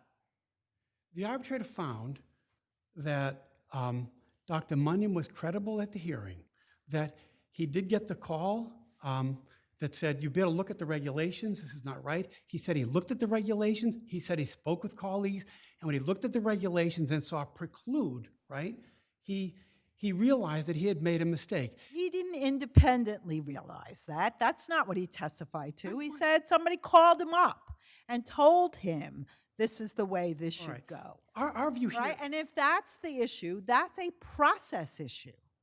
it's not a process issue because it's not expressed in the regulations or fairly implied. But that's Nothing the problem. It wasn't expressed in the regulations that a higher up could call him and convince him to change his medical opinion. He testified at the arbitration. It wasn't just Malios's call. He testified there were other things. The arbitrator found him credible, right? Why can't he go back and look at the regulations and say preclude? Excuse me. According to the federal regulations, after the doctor made the decision, the MRO was not supposed to take any action, yet he made the phone call. Well, he's the DER, right, under the statute. It had already been referred to as SAP. All that process was in place, and Malios calls him. Munyon only changes his outlook because of Malios's call. Why can't a medical doctor change by looking at the regulations? He could if he did that on his own, maybe, although I don't accept that as a given once he's rendered his decision. Just as a court can't just sua sponte decide to change its decision. But that's not what happened here. Munyon only changes his decision because he gets a call from Malios. That's not what he testified to. That's not what the arbitrator found. But the arbitrator found that that process was a problem. That process, not the medical decision, that process, and there shouldn't be any, and that's it, and on a hands-off arbitration like this. All right. But I'd like to just go back to another theory of this case, and that is when the arbitrator found, right, that there's adequate medical explanation for the failure to provide a specimen, right? That there's no suspicion she's a drug addict, right? She has a urinary issue. When he got there, right, and decided that, he decided that he was going to vacate the MRO's determination. There's nothing in the record to say that Malios overborne the doctor's medical judgment, his medical determination that he made. Malios is not supposed to call him. There's nothing in the regs to say that. Okay, we might that process of somebody else calling him and encouraging him to change his decision is what the arbitrator found was improper. And that is not something that we can substitute our view on. Well, our view is it's a backdoor way to vacate the MRO's determination by saying, oh, well, they shouldn't have talked to each other. If the MRO did it and nothing else happened, we wouldn't be here, right? Well, yes. But the doctor should be able to speak to anybody he or she wants in terms of reviewing it. The standard is so clear, preclude. The doctor said at the hearing that the arbitrator credited him with, when I looked at the regulation that it said preclude, and the arbitrator is using the word preponderance. You he said, keep I saying made he a mistake. credited it, counsel, but he reversed that decision. So he reversed it, right? I can't, there's nothing in the regs expressly or that can be fairly implied that a doctor can't reconsider a decision. After pressure from a superior? A I phone think call? that whether or not the regs explicitly bar that or not, that the arbitrator could find that that was something improper, as in fact the arbitrator did. I hear you, but I think that the DER has a right to call I and think say, this is a situation where the petitioner here was not really treated fairly by the process. All right, thank you very much. Thank You you have very 2 much for your minutes on time. reply. I'm just going to briefly address the backdoor argument that the respondent raised. And we believe that the lower court addressed this, and correctly so, at R24 through 25. The lower court opines, to the extent the NYCTA argues that arbitral review of the circumstances leading to an MRO's substantive medical determination is preempted and barred because such review is tantamount to reviewing the MRO's determination, that argument is meritless and rejected. Of course, canceling a drug test based on procedural noncompliance will necessarily nullify an don't need to MRO's read that. substantive medical determination. You don't need to read that to us. That's all, Your Honor. Thank you. We have it. We read the brief. Thank you so much.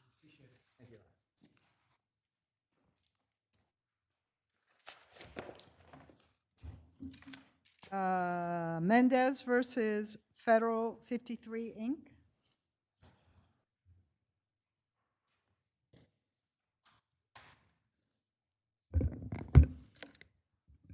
Good afternoon, Your Honors. May it please the Court, Irina Kravchenko, I represent defendants appellants on this appeal. It is the appellant's contention that the motion court erred and denied their motion for summary judgment. Irrespective of whether Mr. Valdez was in any manner negligent and while parked while loading the tow truck, the proof is uncontroverted that he merely furnished the occasion for the collision and he did not cause it. Well, by parking, the angle of the truck, you could just look at the photograph, as Warner Wolf would say, and you could see that it was angled into the roadway. videotape. And the photograph of the front bumper misaligned and protruding, and looking at the photograph of the nature of the plaintiff's car, the way his left passenger side was sideswiped through the whole almost length of the car. Why would you think you're entitled to summary judgment or dismissal? Absolutely, Your Honor, because the tow truck, even taking plaintiff's version of the facts that it was protruding, and even if the photographs do support that, if the bumper was slightly protruding into plaintiff's left lane, the left lane still remained unobstructed, and plaintiff's own affidavit shows that he had sufficient room to pass, sufficient time, and sufficient visibility. Plaintiff indicated in the affidavit he saw the truck parked there, and he even said he saw this protruding bumper. Nevertheless, he did not exercise. Wait, but the plaintiff's in the leftmost lane, right? Yes. So if he moves over, he's going into incoming traffic, correct? Your Honor, there is no indication that he had to move over. Well, if you look at that photo, it is very, very unclear whether or not one could move his or her car and pass that bumper without moving into the lane for the oncoming traffic. And that's what he testified to. I did not have enough room to move past that protruding bumper, which the photo shows is protruding into the leftmost lane, and get around it. I don't know whether he did or didn't, but that's what he testified to. So why is there not an issue of fact? Your Honor, appellants respectfully disagreed as plaintiff's counsel's characterization of the affidavit. Plaintiff never indicated anything about, I had no room, I had no space, I had no time. There's absolutely nothing in the affidavit that states he was unable to stay in his lane and safely pass. He made no mention of that whatsoever. Counsel mischaracterizes it.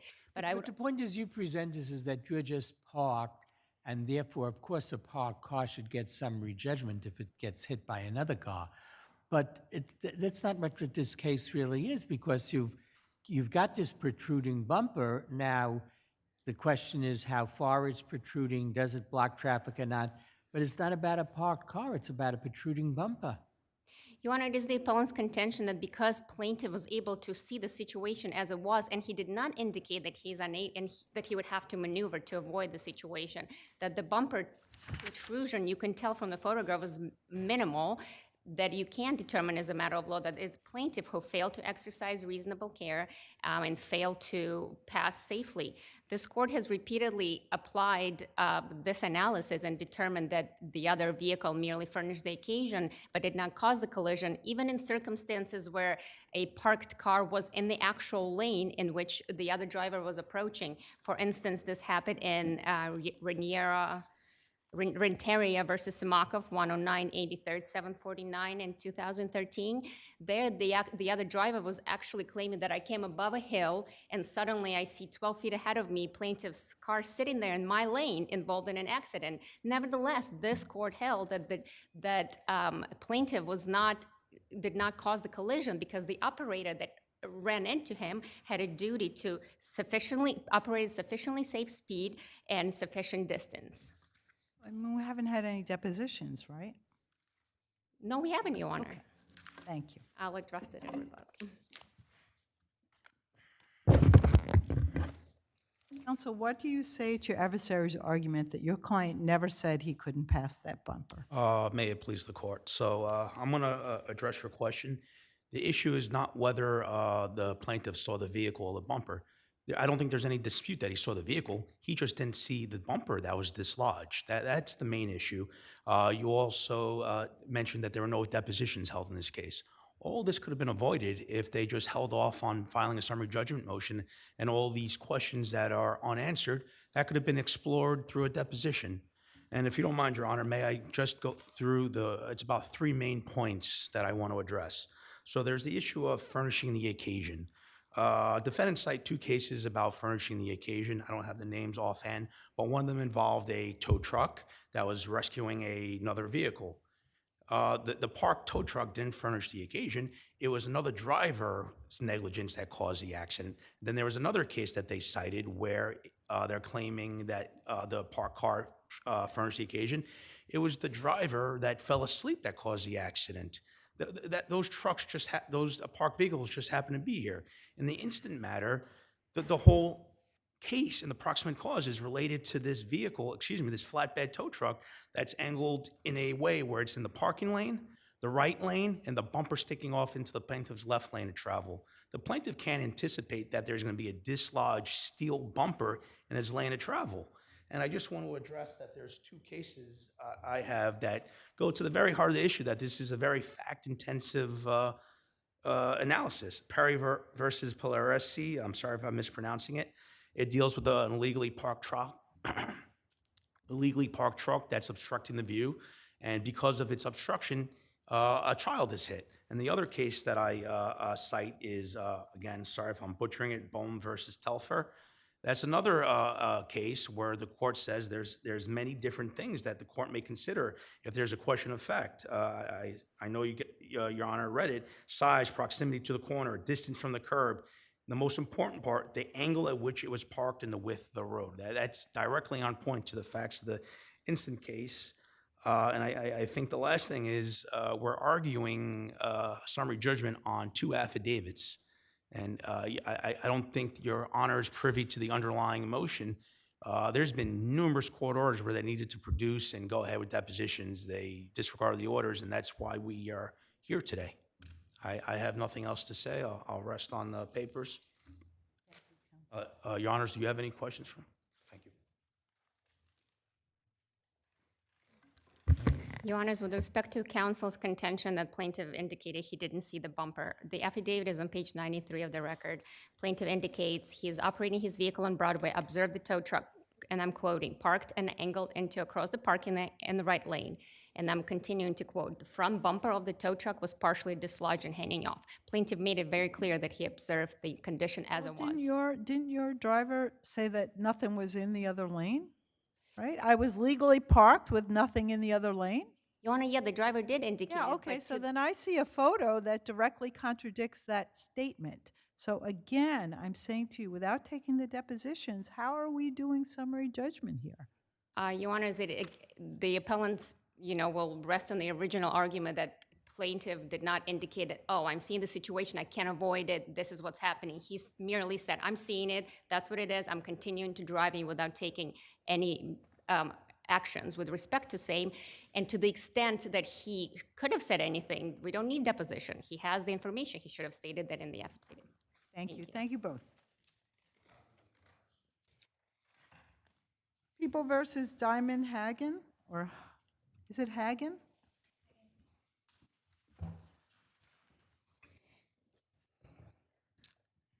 You may begin, counsel. Good morning. Good afternoon. May it please the court, Cecilia Chang for the people. The dismissal of the criminal case here should be reversed. The people have no discovery obligation to obtain and to disclose the private third-party employment and hospital records at issue in this case. That's true for two reasons: the structure and text of the discovery statute in CPL 24520, subsections 1 and 2, and the legislature's express exemption for the people having to subpoena materials in subsection 2 of the statute. So on this record, as I understand it, you, in compliance with 24521, gave everything in your file, over almost 400, and I use it colloquially, pieces of documentation, video surveillance tapes, the whole gestalt.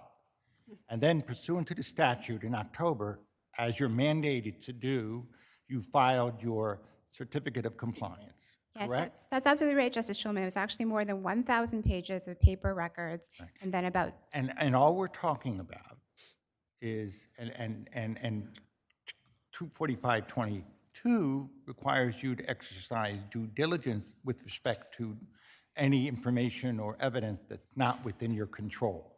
And we know that you have no control over hospital records, correct? And you have no control over employment records of the victim, correct? right. The very fact that we have to subpoena or request those records shows that we don't control them. Exactly. Exactly. And you did your due diligence, and basically, at the end of the day,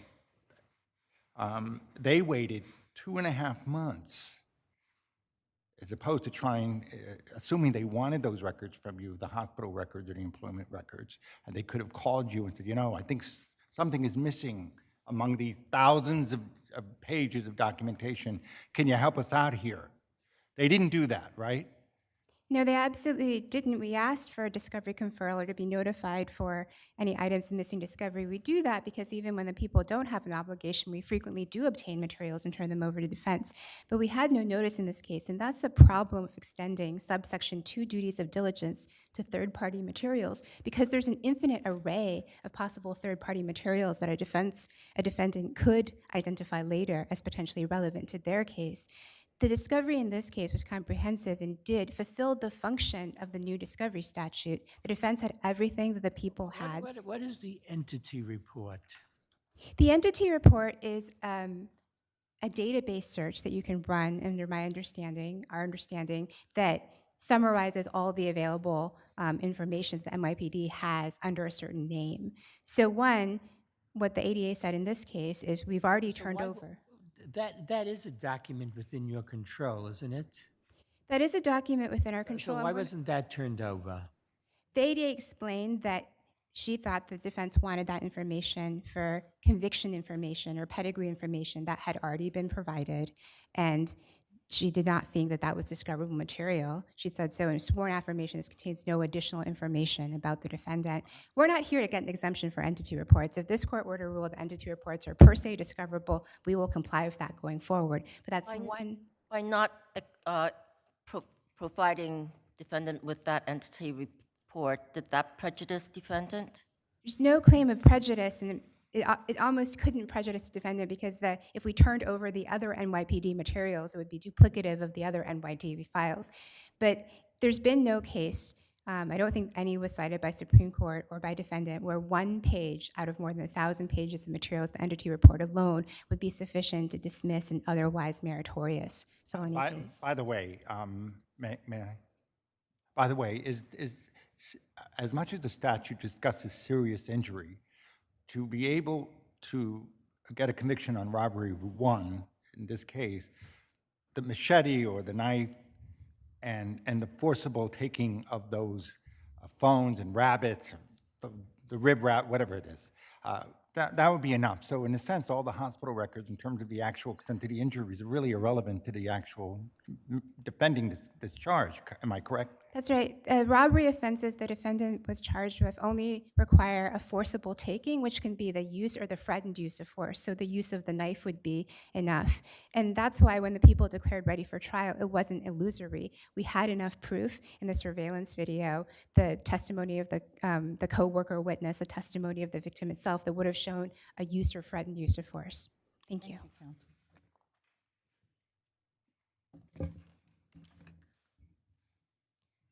Good afternoon, Nasiba Hamad for Ms. Diamond Hagen. The statute. I'm sorry. Could you answer why, if the statute would require, and if I'm mistaken, correct me, if the statute would require arguable cooperation, like if there were any deficiencies in the material that were turned over to you, that you should be calling them or writing them or communicating with them, I think we need this material. A, why wasn't that done? And B, why did you wait 2.5 months to make your motion, knowing that this discovery statute is triggered or tethered to a 30-30 penalty, if you will? So I have a perhaps three-part answer to that question. The first is that the automatic discovery form, which is the only ADF the prosecution filed in this case, was filed on October 31st, which was the same day they filed their COC. At that point, that was day 180. They had 4 days left in the statutory period, and the motion court set a motion schedule. The defense complied with that motion schedule. And as far as the duty to confer goes, the statute requires that challenges to the COC be raised via motion practice. So what the defense did here was entirely appropriate per statute. And the subsection of the statute that you are referring to that does create a duty to confer creates a duty to confer only insofar as the defense is aware of the discovery shortcomings. That does not mean that the defense takes on the prosecution's discovery obligations and then has to inform them that their COC is invalid. And in this case, the prosecution made no allegations anywhere below or on appeal that the defense, knew about the discovery shortcomings before filing their motion. So the way that the defense challenged the invalid COC was— Let me just ask you a question about what you've said so far. Doesn't the duty, but at some point you realized you were missing these documents because you made the motion, but doesn't the duty to confer require you to confer before you make a motion? No, statutorily there is and as I laid out in my brief, there is absolutely no obligation for the defense to do anything other than challenge the COC via motion practice. And if I may turn to the statutory interpretation question, it could not be clearer. Subsection 2 explicitly says that items not within the prosecution's possession, custody, and control, the prosecution has an obligation to ascertain their existence and then attempt to make them available for discovery. Then the subsection goes on immediately to say, we're not talking about things in law enforcement possession because those things are already deemed to be in the prosecution's possession. The prosecution's reading of subsection 2 would render the majority of subsection 2 superfluous, which goes against the statutory construction. It would render superfluous the clause about where it exists but is not within the prosecution's possession. Subsection 2 also specifically contemplates the prosecution's obligation to contact labs such as OCME to identify lab results related to the subject matter of a case. The prosecution argues that they have no obligation under their reading of this statute to get anything from OCME at all. They say, well, if it was useful to our case, then we would do it, then it would be in our possession, and then we would turn it over. And then the third thing is that the subpoena clause specifically says it follows the not within the prosecution's possession, custody, and control, provided that items, the prosecution has no obligation to subpoena items that the defense can equally subpoena. There are no items that would be in their constructive possession, that are in law enforcement possession, that the prosecution ever has to subpoena. They have a statutory entitlement to getting those items on request. So if we read the entirety of subsection 2, it is so clear that it is only contemplating items in third-party possession. And so we would ask this court to affirm the dismissal of Ms. Hagen's case and reject the prosecution's reading of subsection 2 that would absolve them of all third-party obligations. Good? Okay, yeah. You have, I think, 1 minute. Thank you. Maybe to address my friend's argument. So subsection 2 is meaningful. We explained in the people's briefing why subsection 2 imposes important duties of diligence on the people, but what are the duties of diligence? They are due diligence as to subsection 1 materials. That's why the people have an obligation to ascertain the existence There was of. no allegation that the withholding of the report was made in bad faith, right? No, It's I just don't think there someone- could have been bad faith because we were not alerted that these particular records were of any importance. Although, I mean, you should have just turned it over. I don't know why anybody would say, oh, it's duplicative, I'm not going to turn it over, right? You're talking about the entity report. Yeah, yeah. Yes, we didn't actually physically possess any of the employment or the medical records to turn over. It might have been best practice to turn over the entity report. However, there was case law saying they weren't automatically discoverable, and that report alone wouldn't be sufficient to dismiss the case for lack of due diligence to render the people's statement of readiness or certificate of compliance illusory. Thank you, Your Honors. Thank you. Thank you both. Pena versus City of New York.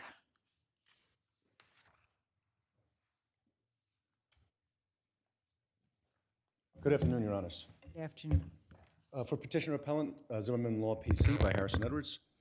Judge, Your Honors, this is basically a petition where we're seeking to file a late notice of claim pursuant to General Municipal Law 50E. Yeah, but there's no dispute that you were late. There's no dispute regarding the fact that it was late, Judge. And there's no dispute that you could have, you could have supplied, like in other words, I'm not sure how the delay supports your lateness excuse. I don't quite understand. So what is Your Honor requesting as far as the reasonableness of the excuse, Right. Mr. Pena? Well, initially, Mr. Pena did consult a workers' comp attorney who did not advise him of his requirement within the 90 days. And the other two factors that the court is to consider in an application under 50E regarding the actual notice to the city, in addition to whether or not the Well, your claim is that the city, within the 90 days, arguably had sufficient information not to be prejudiced. But I looked at the police report, and I looked at the diagram that supports the police report, and nothing in the police report suggests that the police chasing the car, the stolen car, was doing something reckless or any kind of negative notice, so to speak, where you could say, oh, they already had notice or they duly investigated and therefore you should get a pass. Well, Judge, as far as the substance of the lawsuit itself and whether there was actual negligence on the part of the officer, I would submit to the court that is for consideration of the lawsuit itself. Should we be permitted to proceed with it? No, but the question is, because it relates to whether or not the city has actual notice of the claim. You're saying the city has actual notice of the claim, and I think what Justice Schulman is saying, well, certainly not from the accident report. What is it that you think gives the city actual notice of the claim? Well, certainly for actual notice of the claim, there was not just one city agency involved. You have the NYPD, you have the MTA, which is the bus that was struck, and presumably the district attorney's office who would have prosecuted the perpetrator of the stolen vehicle. Again, but none of that by osmosis would indicate that a claim that the police officer was negligent in how they were driving, right? I would submit to the court that that's inherent in any investigation conducted by the NYPD when there's a motor vehicle accident, additional to an MTA. Why are you suggesting that to me? Based on what? Well, Judge, the MV-104 that was generated by the police, and also, Your Honor, there was no opposition. I think that's exactly the point, because the MV-104 doesn't say anything about anybody being negligent. Understood, Your Honor, but this is not just simply a claim against the NYPD. There was an MTA bus also involved. The driver, our client, Mr. Pena. And did you put in anything from the MTA report that says that the driver of the police vehicle could have been negligent? At the time the notice of claim was filed, we didn't have any information from the MTA to put in that report. And basically your argument with respect to the 90 days is that your client just didn't know that he had to file a 90, right? That's correct, I mean, Judge. that's list of excuses, that's pretty low, right? I He's not understand. ill, he's not like he's in the hospital, you know, on a respirator or anything like that. And in fact, he has a lawyer. He had a lawyer prior to current counsel, but I would submit to the court that that is not, any one of the factors is not in and of itself dispositive. In fact, substantial prejudice to the city, and whether or not they became actually aware are more dispositive on the question, and we would submit to the court. Also, there was no opposition to the petition put in from the city, so there was nothing put before. But the burden of proof on that issue is with you, is it not? Correct, it is, Your Honor. And the other thing that concerns me about this is the lateness. Initially, apparently, a paralegal from your office inadvertently filed an incomplete notice of claim on April 2024, but you didn't then make this motion until 4 months later in late August. So, and I don't see any explanation for why there was another delay of 4 months. As far as the law office failure with the paralegal that put in an incomplete notice, we offered an explanation as best we could. The electronic Right, but then why filing was of the there claim- another 4-month delay? Because we didn't learn of the omission or the error made. Didn't anybody look at the notice of claim the paralegal drafted? I can't speak to that, Your Honor. I do not know. But we did supplement the filing with a complete filing just several months later. As you said, there was no prejudice to the city. Again, there was no. How do you know there was no prejudice? Well, Judge, Time passed and it became more difficult to find out the facts.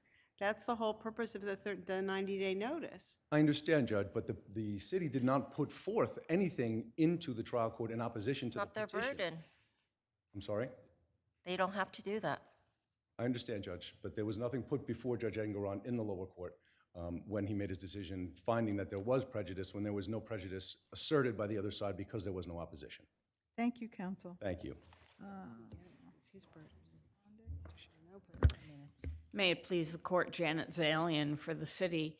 The court's questioning indicates that you understand that the burden of Was proof is there on. any transit authority report that indicates that the police officer was, are you aware of any transit authority report that says that the police officer was negligent?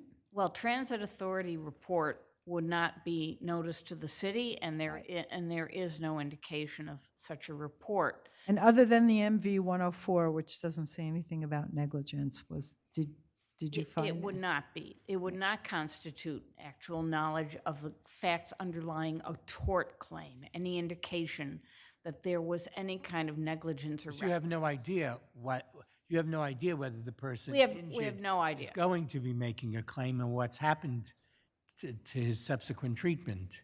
Right, and of course, as the Court of Appeals recently reaffirmed in Jaime, you have to have some evidence of actual knowledge. If the exception would swallow the rule, if somebody could simply say, oh, it looks like there was an injury here, we assume it would have been investigated. I would also just say that the city apparently had a law office failure with regard to appearing below. We received the petition and apparently wasn't assigned to somebody to respond to. But in any event, as the court's questioning indicates, it is plaintiff's burden of proof that plaintiff can't meet here, and therefore we submit that the court should affirm the determination below. Does the court have any further questions? In that case, we'll rest on our brief and ask for an affirmance. Thank you, Your Honors. Thank you. You have a minute, counsel. Thank you. Very briefly, I would just, citing Judge Engeron's decision below, where it speaks to the prejudice inferred essentially from the papers and the delay in the late filing of the notice of claim, the Court of Appeals has held in matter of Newcomb that an inference of prejudice based on the delay alone is insufficient to overcome the presumption of the late notice of claim being filed on behalf of the claimant in time. You realize that the trial court, the motion court in this instance has discretion. So the question is not whether the motion court was right or wrong, but whether it abused its discretion. I understand, Judge, and that broad discretion is recognized, but the fact that there was an inference of prejudice when there was no allegation from the other side that there has been prejudice. Thank you, counsel. Thank you both. Bridge and Tunnel Officers versus Tri-Barrier Bridge and Tunnel Authority.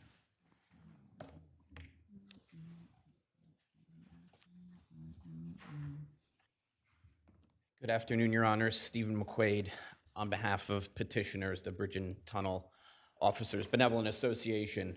May it please the court, the BTOBA represents the Bridge and Tunnel officers that patrol a number of bridges and tunnels that are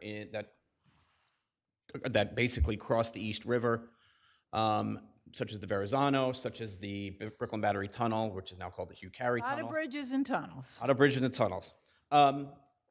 This issue, we think that the Supreme Court ended up getting it wrong because it ignored. This underlying relates to the scheduling of personnel, is that it?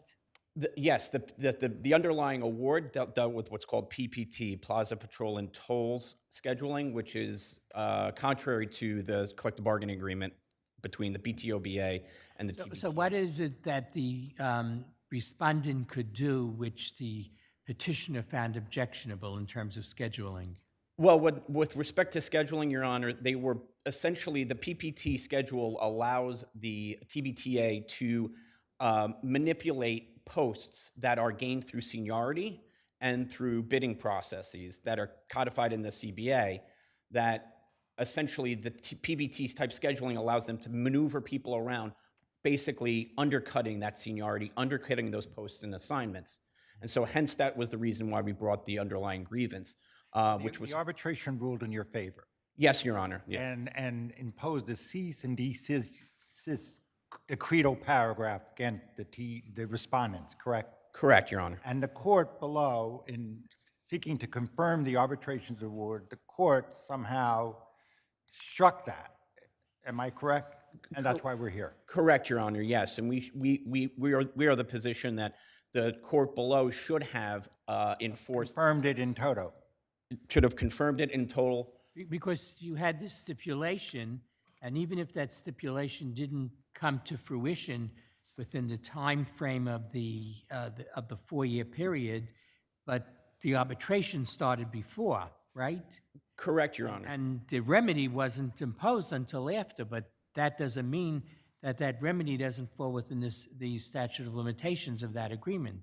Correct, Your Honor. That's your position here, right? Yes, not to mention the arbitration, the arbitrator has to be, or is imbued with certain authority that's traditional in arbitrations that allow him to craft remedies that are addressing the actual grievances below, the underlying grievances. And so because of that, and because of the repetitive provisions of the PPT scheduling, then obviously arbitrator Douglas, in his discretion, issued the award. And as arbitrator Douglas rules, he quite deftly stated that the CBA basically limits him.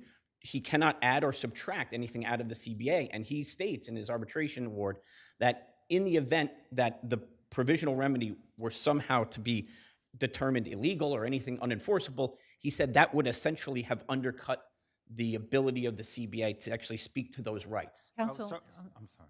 I just want to ask you to address the timing issue, because that could be dispositive, right? Yes, Your Honor. So we believe that 7510A of the CPLR is governing and should have been applied by Justice Frank Below. Essentially, there are a couple of elements. It's an arbitration, deals with an arbitration award. The respondent had to move within 90 days to set that aside, right? Correct. And if in the event that they don't, the language is obligatory. It says shall confirm unless they file to modify or vacate. And there's no dispute that they didn't meet that 90-day deadline. I do not think so, Your Honor, Well, but you'd have find to out. refer to my— What about the issue of whether it's an employee versus an employee organization? Does that make a difference? No, Your Honor, because the CBA speaks to how grievances are processed and obviously where ultimately they end up. They end up in arbitration. The union, the BTOBA, is the only entity that can actually bring a grievance to arbitration. It's codified in their contract. I think it's R60 of the record. And so you can look to that. And so essentially they are the only individuals. So whether it's public employees, or public union or employee organization, at the end of the day, it's only the union that can actually bring a grievance to arbitration. And is that recognized by statute? Your Honor, as far as whether it's recognized, I mean, it's codified in the contract as far as what. Well, does CPLR 7510, which sets the time frame, expressly permit one of the parties to be a union as opposed to an individual employee?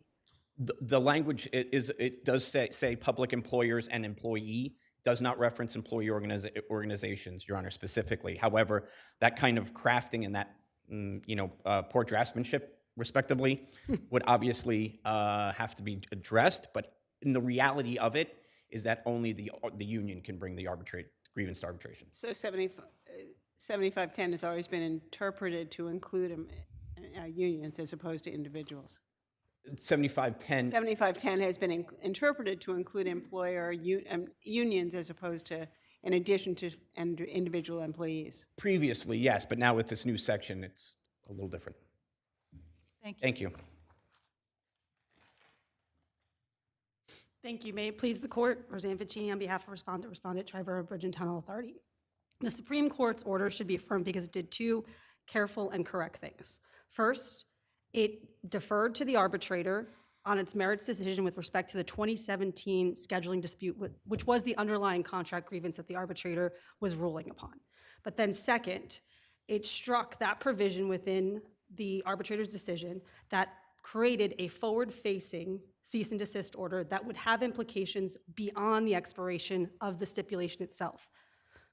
And why is that something that the arbitrator can't do? I mean, there's legions and legions of law that says leave the arbitration alone. Understood. Don't touch it. So why touch it?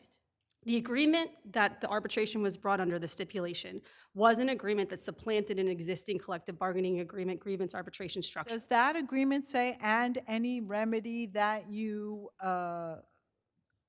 impose cannot go beyond the date of the sunset of the stipulation? The enumerated limitations within the agreement are at paragraphs 3, 8, and 7, right? Paragraph 3 sets forth Again, the I'm going to process. ask you, does it say, arbitrator, you may not award something going forward, even though the arbitration takes years to complete? The agreement sets forth the remedial authority. I can answer my own question, which says no. No, and we would not dispute that the arbitrator could not issue a cease and desist order with respect to the 2017 schedules, anything pre-expiration of the stipulation. But that's not what's happening here. The petition itself makes apparent that the petitioners here are seeking to use that forward-facing evergreen cease and desist directive to contest scheduling disputes arising after the expiration of the underlying stipulation. So scheduling disputes in 2023 and 2024. That's in the record at page 14 through 16, I believe, are the allegations within the petition seeking to do that. So the forward-facing remedy that was issued here created an evergreen perpetual cease and desist that would allow for future disputes to be brought back to an expired stipulation before an arbitrator who is retaining authority under that provision. And that is what the lower court struck. The lower court left the merits decision alone and struck only the fact that there would be a prospective cease and desist here that was intended by the parties, the bargain that the parties struck, intended by the parties to have ended in 2020 to continue in perpetual. And that's the reality of what's in the petition itself.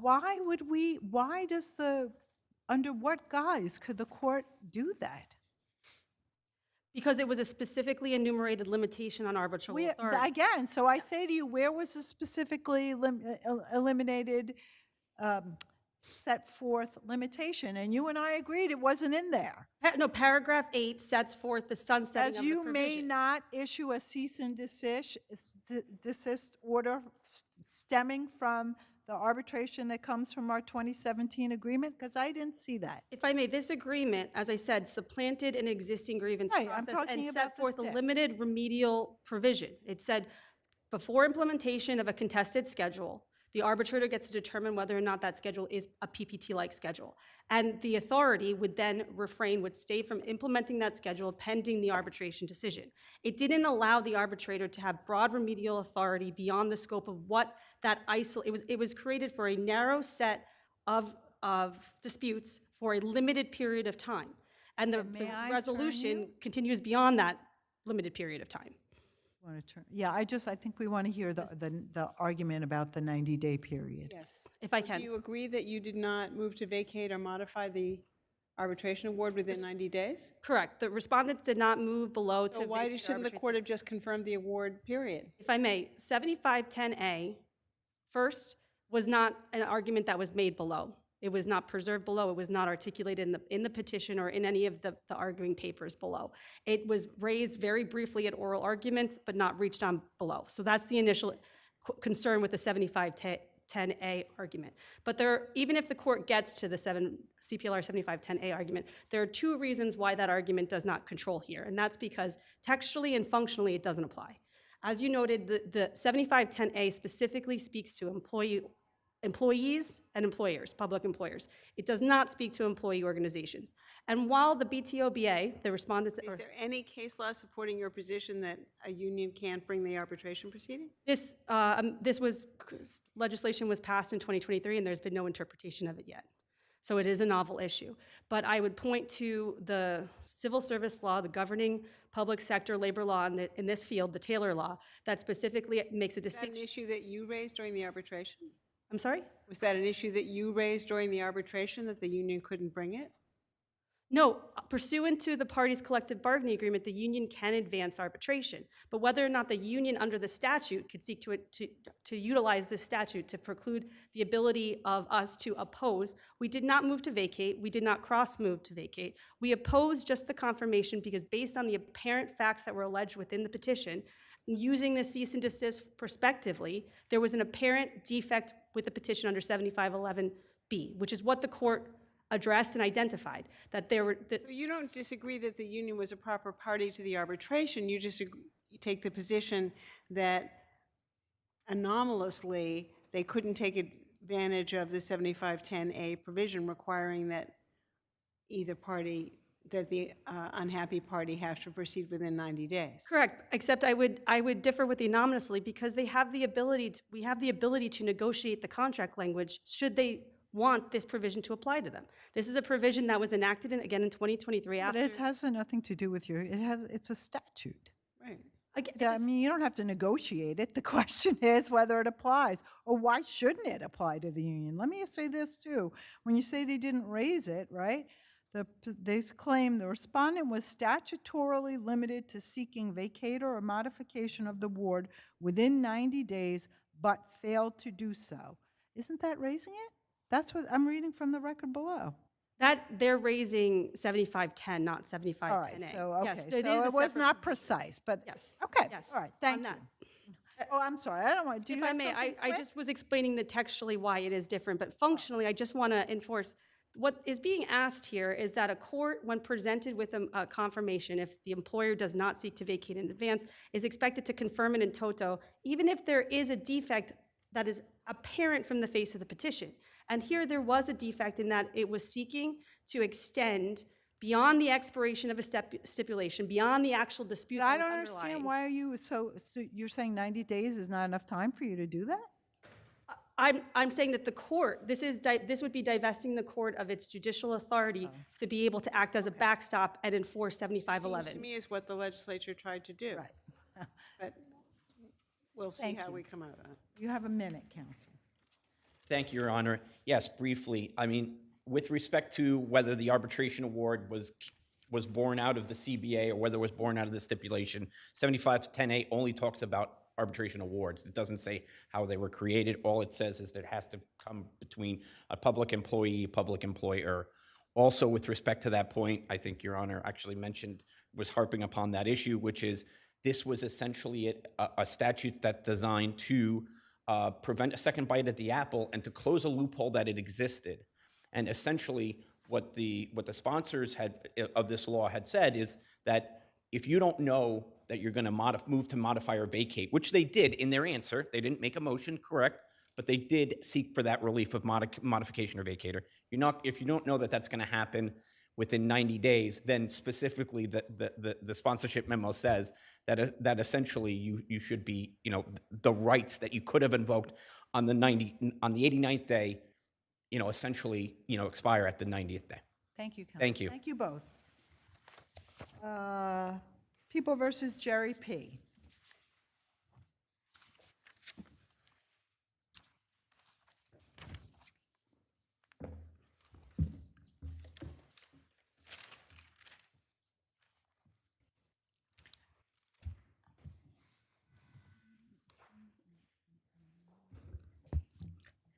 May it please the court, Jennifer DeGroot with MHLS for Appellant Jerry P.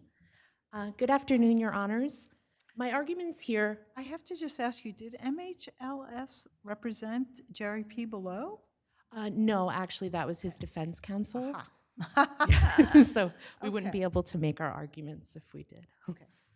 Thank you, Your Honor. I'm just going to address two main points today. I'll be brief, I promise. Our first is that the appellant was entitled to his initial hearing under CPL 33026, and that he was also entitled to effective assistance of counsel at that hearing. Sadly, he received neither of those. Turning first to the initial hearing, the statute is unequivocal. Once the court receives the examination reports, it must, within 10 days, conduct an initial hearing. Well, it held a hearing, right? So it's had a hearing, everybody came in. A hearing doesn't mean that you have to put on testimony. The two lawyers came in, the reports were put in evidence. So that part of it, I think, is covered. Why don't we talk about the attorney? Sure, Your Honor. I do have some yes, of course. responses to that. I don't mean to, okay, yes. Absolutely. Really quickly, if you'll indulge me. I didn't see anything in the statute that defines that a hearing, that says that a hearing must include testimony by live witnesses.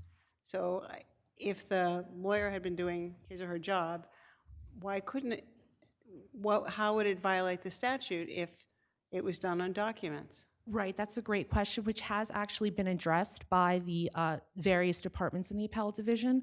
So for example, in Matheson KK, they found that the counsel did not, when the counsel conceded to present dangerousness, failed to cross-examine the state's experts or even consult their own. That again goes to effective assistance of counsel. Right. I'm asking about in terms of what the court did, whether it was not a hearing. So based upon our assessments of those cases, it is our contention that a hearing wasn't held because the state was not held to their burden of proof.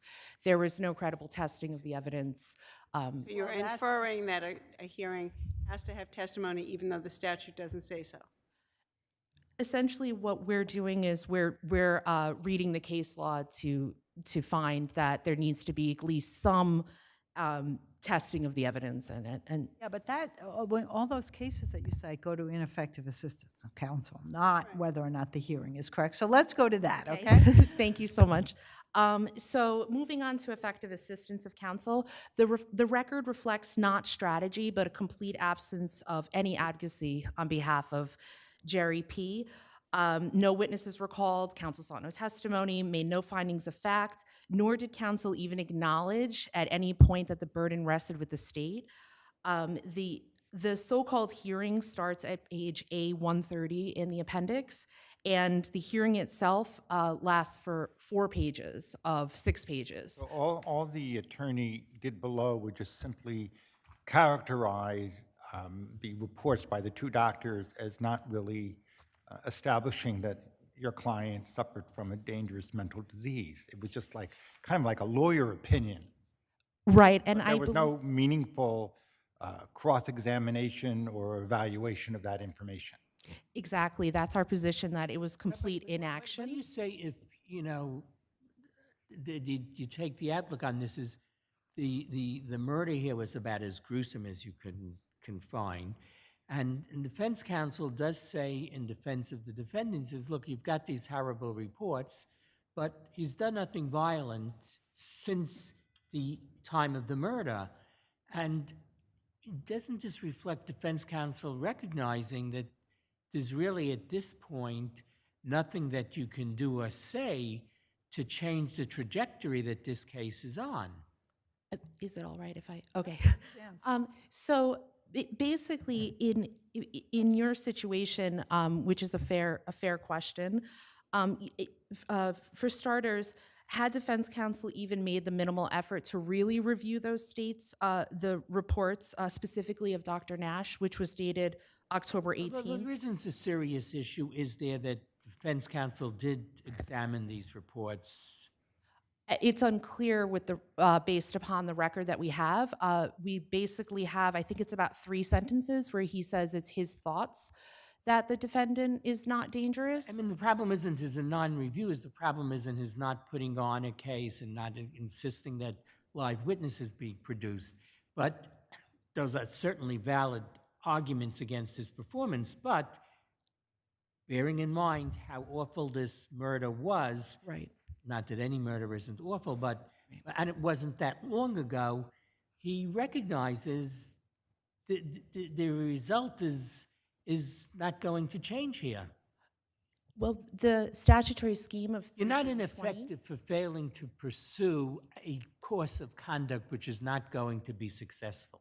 which it makes perfect sense, but there has to be some strategy employed. He has to do something. He can't just give up and say, we have no chance of winning, so that's it, which is essentially what happened here. Apart from his two sentences, like I indicated earlier, he did absolutely nothing else. And the inquiry at the initial hearing is not what Jerry P. committed, which 6 years prior. It's how is he doing as of that date. Obviously, the question is today. It's Right. Sorry. No, but also, right, the defendant has the right to have a third, a third psychiatrist. Exactly. And there And his attorney didn't. Right, this attorney, advantage of that. there's absolutely no indication on the record that this attorney even consulted with a I third. mean, he's not a doctor. So Right. He doesn't know whether this is enough Exactly. or not enough. He doesn't cross-examine the two doctors. He doesn't ask for their live testimony. Right. He doesn't get the third doctor. And he doesn't even question on the record any of the two pieces of information that are actually in the record. Exactly. It's Okay. we feel that he just simply rubber stamped the admission of those reports and did nothing further. Thank you.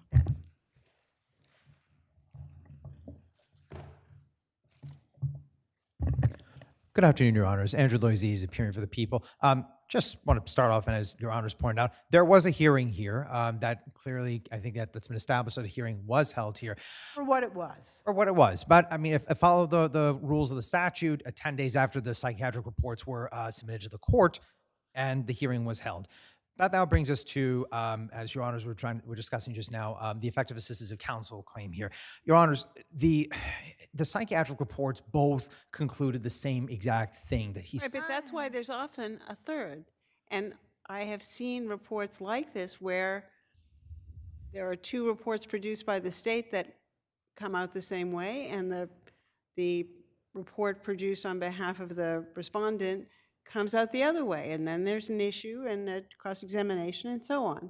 But in the absence of a request for a third hearing, for a third report, and in the absence of a request for cross-examination, I don't really understand how it constitutes a hearing as opposed to a kangaroo court. And I'm not necessarily faulting the judge, because if the lawyers don't do anything, I'm not sure what the judge can do. But still, it's not what I would consider to be a hearing in the sense that with due process, for example. I understand your concerns, Your Honor. I think, well, what I would first of all just state is that the two reports themselves these were neutral psychiatrists. They were appointed by the court, the state. They were not working on behalf of either both And they've sides. never, how often do those, I'm just curious if you know how often those particular mental health professionals work as retained by the state, and how often they work retained by individual respondents. I unfortunately don't have that answer, Your Honor, but It would be that's... something I'd be curious about. Oh, certainly, yes. No, that, So if the two reports report the same thing, is it necessary to get a third report? I would surmise that it's not necessary. I don't think it's, especially when, again, they report the conclusion is exactly the same, that the defendant in this case was... I don't know that you can say the conclusions are exactly the same. They might both recommend the same track, but if you read the two reports, they're not really the same. They have different viewpoints about some things, right? But at the end of the day... And is there Your Honor- any downside to getting a third report? Well, I'm not saying that there is a downside to it, but it's... When you have two reports and no testimony, you would think that at a minimum, one would try and get the third report. Well, perhaps it would have been a better strategy to do it, but again, I just, based on what's presented in the record here, I don't know if that was necessary. Well, let me ask you this. What would be the strategy of not requiring the doctors to defend their positions, not asking for a third position, not doing anything other than saying, you know, I think because he hasn't killed anyone in the last 6 years, he should go on a different track. What's the strategy of that? Well, I would say, I mean, obviously we don't know what the exact strategy is Well, based give on me the any record, strategy, but 'cause I'm I would struggling. I would say that it would be a frivolous claim, perhaps, to say that, well, these reports could be wrong, when, again, they're coming to the very similar conclusions, which is that But he if he suffers. had a third report by a psychiatrist who came out the same way, I would certainly agree with you that, I could certainly see agreeing with you that to pursue a lengthy cross-examination would be pointless. But having not having retained their own expert, I have a little more difficulty with that. Which I can understand, Your Honor. And plus, have you ever seen a good lawyer cross-examine an expert and tear the expert apart? Or try to, at least. Right? So it's not clear to me that this is a foregone conclusion. Not at all, never.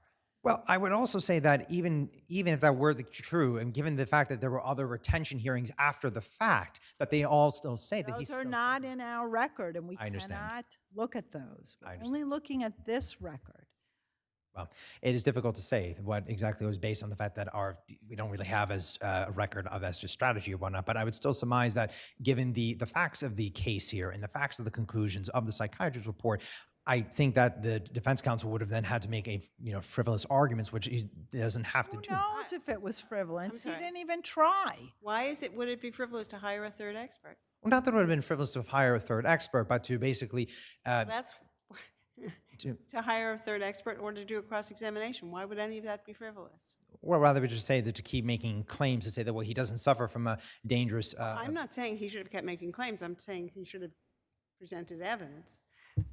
Perhaps it would have been a better, but on that note, Your Honors, I submit the rest of my argument in my brief. Thank you. Thank you. Counsel, you have 1 minute. All right, and I want to just follow up on my colleague's question. So even if counsel was not stellar, is there any argument that this would have come out a different way? So, Your Honor, as the second department has made clear in the matter of redundancy, mental health statuses change over time, so we really can't say conclusively. But what we can say is that based upon the precedent in this court in Odell, where the counsel was found to be I know we're not effective. supposed to consider it, but there's been a subsequent hearing already, has there not been? So, Which came out the same way. yes, but we can't really speak to what transpired there, but in regards to the Could have track been the one. same lawyer, right? Right. But in regards to the track one, I'm so Let me- sorry. In view of the fact that there has been a subsequent, which I know is not part of the record, but what does it mean to order another hearing at this point? So the other What's the effect of that? So, thank you, Your Honor. The effect of that hearing would be to pretty much right the wrong and make sure that Jerry P's current mental condition is dangerous and that his track designation was appropriate. If I might interrupt you, it's just really, there's been another hearing. It's requiring yet that we have another hearing, which is really just going to be looking at things as they are now. And since these things are constantly being reviewed, right, just putting in a little more further review about his condition. Yes, and also a track one determination at the initial hearing affects all the subsequent hearings too. So it's kind of like the broken link in the chain. That's the weak link that we're trying to repair, because that does later impact judges' decisions, because track one determination. I mean, later on when you look back at it. In the later subsequent that we weren't supposed to consider, but sorry, but the so it's perceived as a precedent then. I'm sorry. It's perceived as a judicial precedent, so to speak, that if you're already on track one, even exactly, if it kind of you're follows kind of your stuck. client. Track one is the most restrictive of all of the track classifications. The only way to overturn a track one, which the Court of Appeals was established in Normandy, is through a permissive appeal of that track one determination. And I'm sorry, you've gone way over. May I ask you to wrap up? Oh, absolutely. If not, I'll just rest on my briefs. Thank you so much. Thank you. All right. Ratner versus Mount Sinai Health Partners, I am recused.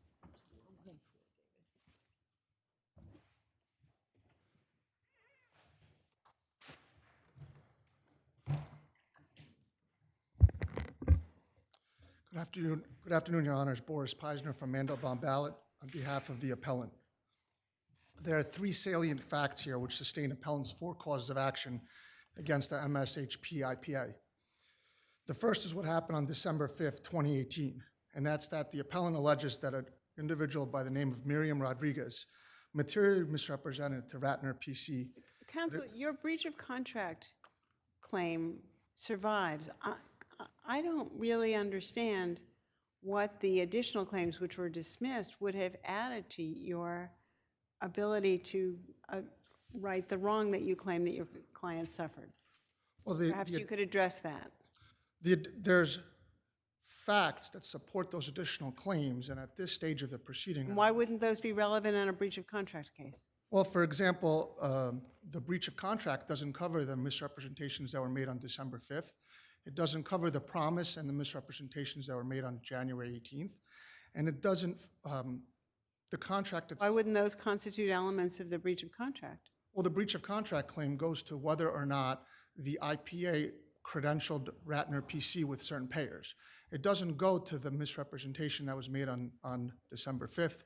It doesn't go to the promise that was made on January 18th to assist Dr. Ratner with back pay.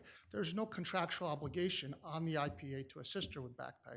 In fact, the contract itself says that the IPA is not responsible if a payer doesn't pay. The promise on January 18th is what gives rise to the cause of action for the promissory estoppel, which the breach of contract does not cover. When you speak of negligent representation, you mean negligent misrepresentation, right? Correct. Don't you need a special duty to allege that cause of action? You're right, Your Honor. You need to allege a special relationship. Now, with respect, There was no fiduciary relationship between. Excuse me? There was no fiduciary relationship. There wasn't, but there's case law on this point in our brief to say that a special relationship and a fiduciary relationship are completely different. And in this case, we need to assert a special relationship. And this court found that whether or not there's a special privity-like relationship cannot be decided on a motion. What's the special relationship here that supports the cause of action? That's a great question. The agreement here required Dr. Ratner to appoint the IPA as its attorney in fact in order to be able to go and enter her into all of these contracts. The only party here that knew which payers she had been credentialed with or not been credentialed with was the IPA. She had none of that knowledge. And essentially by acting as her attorney in fact to onboard her with these payers and have that knowledge, it created the special relationship here. But that's a contractual. It's a contractual obligation, so to speak, to be her attorney in fact and lock her in with the various different insurance providers so she can get paid on her patient work. Yes, it was a contractual relationship, yes. But That's the point. It doesn't, the contract speaks to it, and you can make a claim that they breached the contract as attorneys in fact and not lining up all the ducks for her to be able to be paid from the insurance providers for her patient work. I would argue that the contract only obligated the IPA to onboard her or credential her with certain payers. But the fact that they imparted incorrect information onto her also created a cause of action for fraud. And there's cases that say, that we cited in our brief, that talk about the fact that just because you have a contract, even if there's a breach of a warranty provision in that contract, doesn't mean that those same facts. Are allegations specifically enough pled to support a cause of action for fraud? They are. And those allegations are pled, if you look at our briefs at AR 2930, paragraphs 31 and 32. They're also alleged at AR 257 to 258, paragraph 7 to 10. Thank you, Counselor. Thank you. We'll check then. Good afternoon, Your Honors. Scott Landau from Abel SQ Landau LLP for Respondent Mount Sinai Health Partners. May it please the Court, all of the claims that were dismissed that are subject of this appeal were properly dismissed. I will just go through them very quickly. With respect to the fraud claim, There are no allegations at all in the complaint, much less any made with specificity regarding intent to deceive, as is required to state such a claim. And in their own prior briefing, they actually described Mount Sinai Health Partners' conduct as, quote, negligent, and that's on page 252 of the record. And negligence, of course, does not rise to the level of intentionality required to state a claim for fraud. The allegations supporting the fraud claim also relate to expressions of future conduct, which of course are not actionable in fraud. And the fraud allegations are also duplicative of the breach of contract claims. They rise from the exact same facts as the breach of contract claim. With respect to the negligent misrepresentation claim, the court's exactly correct. The special relationship that's alleged here is something that expressly flows from the contract, and as my friend acknowledged here, if that were indeed something that made the relationship special, it comes from the contract. It's not an extra contractual duty, and therefore it is insufficient on which to make a negligent misrepresentation claim. I would additionally add that what is alleged is really a limited administrative responsibility that reflects nothing more than a standard IPA member contractual relationship. And the second department in the Decola case held that that is a conventional business relationship that does not rise to the level of speciality necessary to support a negligent misrepresentation claim. So both as a matter of fact and a matter of law, you simply do not have a special relationship alleged. And the argument they've made is in fact self-defeating. With respect to promissory estoppel, what they are actually arguing in their appellate briefing is different than what they actually allege in the complaint. But putting that to the side, there are no circumstances here that support a promissory estoppel claim. The allegations relate to promises to rectify contractual breaches, and assuming that's all true, the alleged promise that was made later in December is that Mount Sinai Health Partners would rectify those breaches. And of course, no claim for promissory estoppel can lie, whereas here, there is a binding contractual relationship governing the same subject matter. They've made much of the fact that the alleged promise to help them get back pay is not required under the contract, and they're right about that. But the problem with that argument is that the contract included a no oral modifications clause. And so absent a written amendment to the contract, that would effectively be an amendment that is impermissible, and it was therefore not reasonable for Dr. Ratner and the appellants to rely on it. And then just really quickly regarding the good faith and covenant of fair dealing breach, as Your Honor noted, the breach of contract claim still exists. It is still being litigated. Appellants have the opportunity to try to rectify the wrongs here based on that. The good faith and covenant of the covenant of good faith and fair dealing argument claim is based on the exact same facts as the breach of contract claim. Under the breach of contract claim, they claim that she was not provided access to additional insurance providers. Under the breach of the covenant of good faith and fair dealing claim, they claim that she failed to provide appellant with access to specific insurance providers with certain contractual rates for medical services. These claims are identical. Not only are they identical factually, they seek the exact same damages, which is compensatory damages. Appellants make much of the timing, and they seek to make a distinction between the claims based on timing. The fact of the matter is, at the end of the day, they allege that the contractual obligations weren't met. If this were a case where they said, yes, Mount Sinai Health Partners. Thank you, Counsel. Thank you.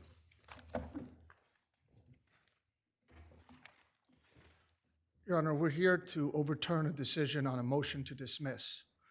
That's the standard through which the court has to view this case, and applying that standard, intent, which was the first argument made, is not something that could be decided on a motion to dismiss. It's a question for the trier of fact. Unless it's not adequately alleged.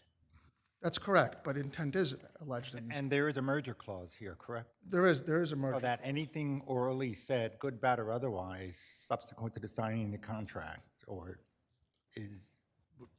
would run afoul of the merger clause. If the contract covers the subject matter that's being discussed, but the contract here explicitly excludes the fact that the IPA would be responsible to assist Dr. Ratner with obtaining back pay. Here, it does not cover the subject matter of the dispute here on these specific causes of action. I thank the court for its time, and I rest on our brief. Thank you. Thank you both. Deutsche Bank versus Adola. Wait for Justice Scarpula to return. Yes, good afternoon, Your Honors. If it pleases the court, my name is Earl Williams, and I'm appearing for Mr. Olushola Adikola, not Jacob Adikola, but Olushola Adikola. Your Honors, this really is an appeal from the lower court decision, who decided that because there was a default on the referee's report, motion for the referee's report, that we waive our right to bring in the standing. This is not consistent with the law, Real Property Action and Proceedings Law 1302A, which gives you the right to waive, bring in standing for the first time at the summary judgment motion or before a foreclosure and sale. But not after there's been a default judgment. No, it provides you can bring it anytime before there is a sale of the property. The property is put up for auction and sale. Anytime before that, you can bring it up. Okay, go ahead. Yeah, but if you have a judgment of foreclosure and sale, that is different from the referee's report. So it was the referee's report, not the judgment of foreclosure and sale, that we defaulted. As a matter of fact, we raised it at this motion for summary judgment of foreclosure and sale. So that means we're within the prescribed period.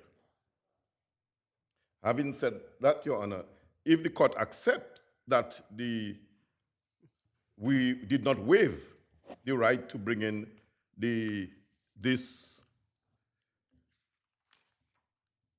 affirmative defense, then because it is properly raised, the plaintiff, who is the defendant now, respondent now, had to prove the entitlement as a matter of law.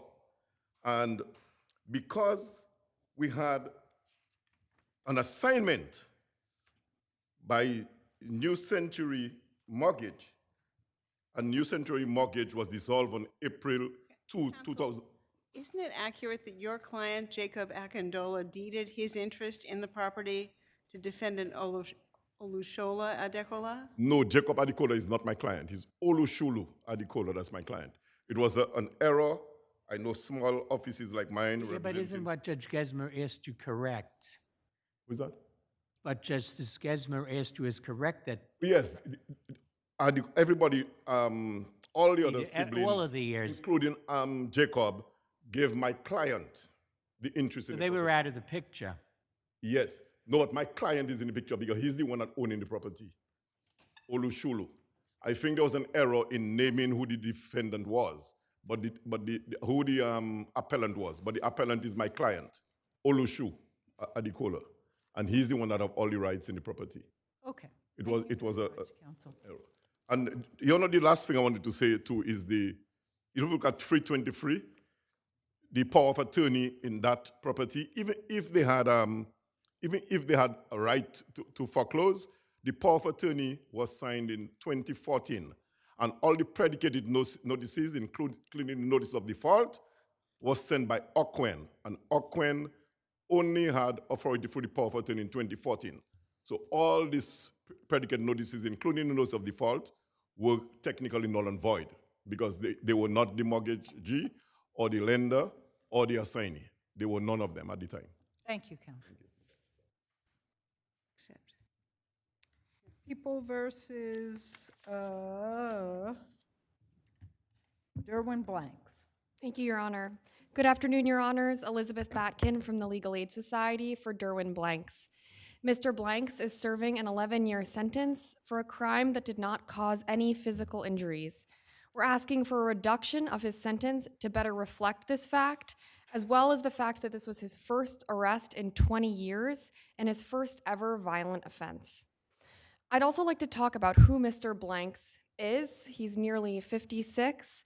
He, again, was arrested once before for drug possession. He worked in a hospital for 15 years before this case. He has a history of prostate cancer that will almost certainly go undertreated while he's in prison. And I'd like to also note that while he's been incarcerated, he's received no disciplinary tickets. Can you address the waiver of appeal? Yes, Your Honor. So the appeal waiver is invalid for two different reasons.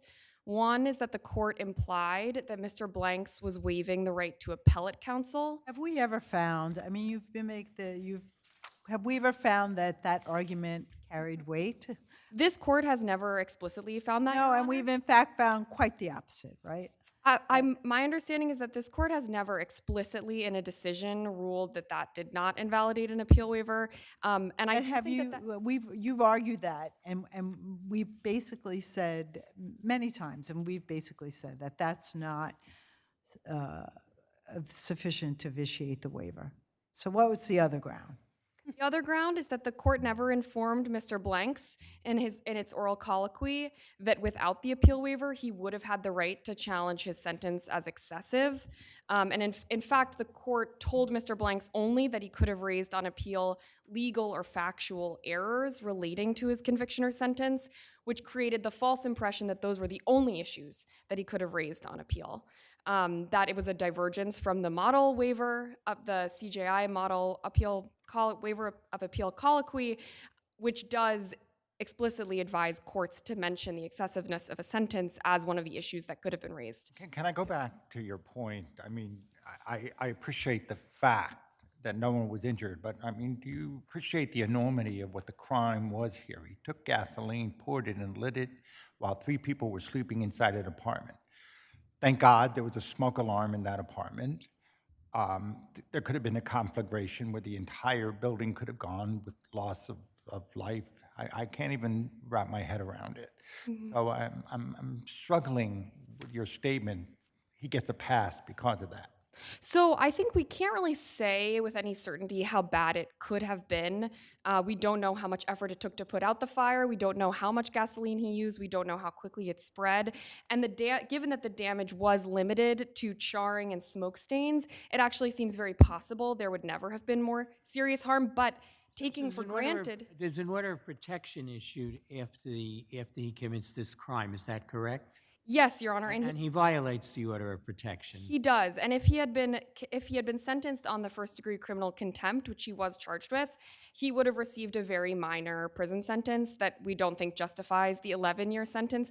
But to go back to Your Honor's point, I just wanted to add that even taking for granted how serious the harm could have been, I think that this sentence right now is tilted too far in the direction of the harm that could have resulted and needs to be more principally tailored to the harm that did result. So we should give him a less of a sentence because luckily the family woke up, that luckily the fire alarms were working, luckily they were able, so he gets a lighter sentence because of luck?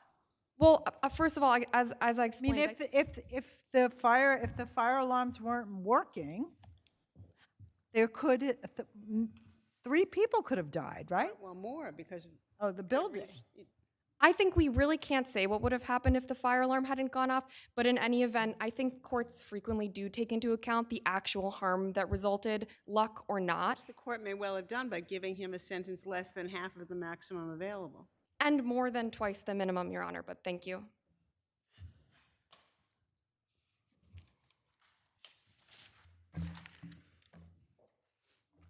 Good afternoon, Your Honors. Angelo Aziz for the people. I just want to start off by saying that the waiver here was valid. The defendant knowingly, voluntarily, and intelligently waived his right to appeal. The lower court made sure to separate the trial rights from the appellate rights. Did the court explicitly talk about the right to challenge, or the fact that he would lose the right to challenge whether his sentence was excessive? So, if I may, Your Honor, it's stated that it's if I may, I have the excuse me, the record right over here.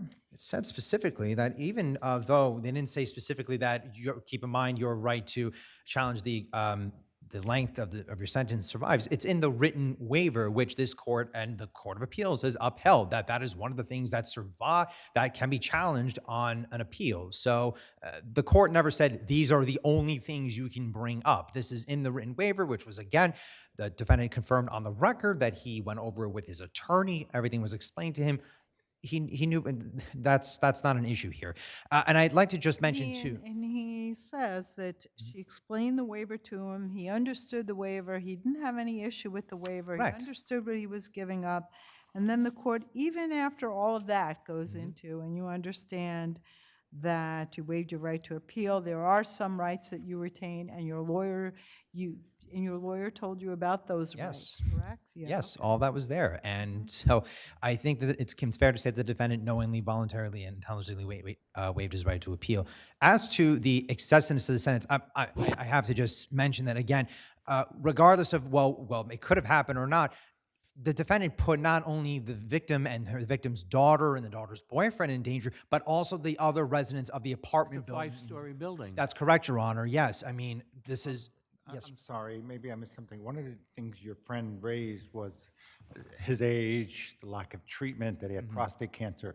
My understanding on the record that it was removed before he That's committed correct, the Your Honor. crime. Yes, Your Honor, that's correct. And all of this information was present before the sentencing court when the defendant was sentenced. So all of this was known to the court at the time. And I just like to point out that, again, we are dealing with a defendant who not only attempted to set an apartment building on fire, but also violated a valid order of protection. This was his ex-girlfriend, right? Correct, Your Honor, yes. And it went to the point where he went to her place of business and tried to grab her by the arm to talk to her in clear violation of the order of protection.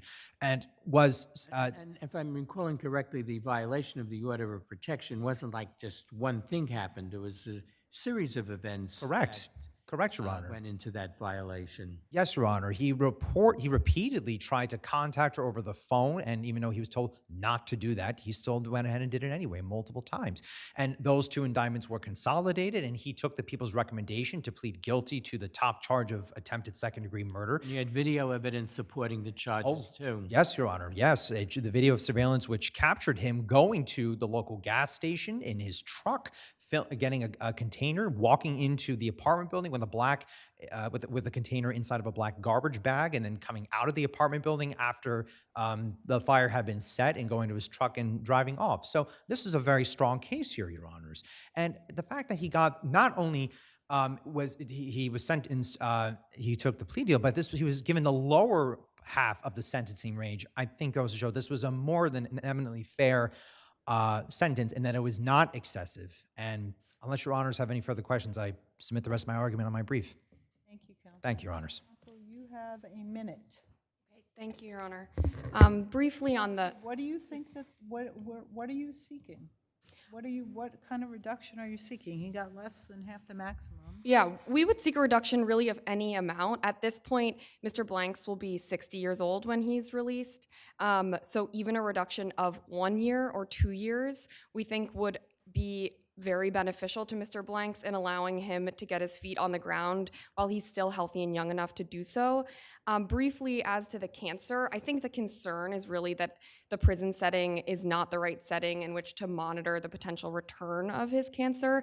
Prisons, docs is notoriously not very good at preventative care. I'm not sure. You've removed the prostate. The removed You'll get prostate cancer? I think what was removed was the cancer itself, but the cancer could return. So that's the concern. But I'd just like to briefly mention that Mr. Blanks has also received no disciplinary tickets in prison. He's been enrolled in college full-time while working in the mess hall. And when he leaves prison, his dream is to continue education to become an X-ray technician. Thank you very much, Your Honors, for considering. Thank you both. Johnson versus AMF Bowling Centers.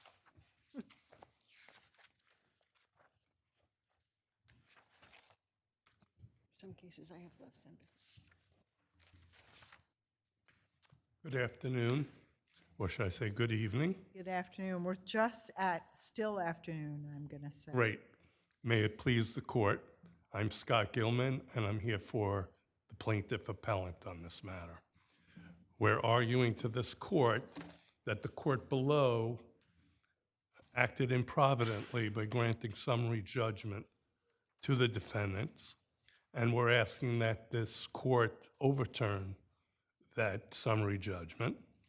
And specifically, I'd like to point out that the motion below was totally unsupported by any expert affidavit to show that the methods and procedures and products used to clean and condition the floor of the bowling alley. Talk about the photo of this incident. The photo showed that the plaintiff was in the area where it's supposed to be slippery with the ball going down the lane, correct? That's correct. And she was in the area past the line that had the cautionary warning, slippery, do not cross, and she was several feet ahead of that line. So she was in that lane where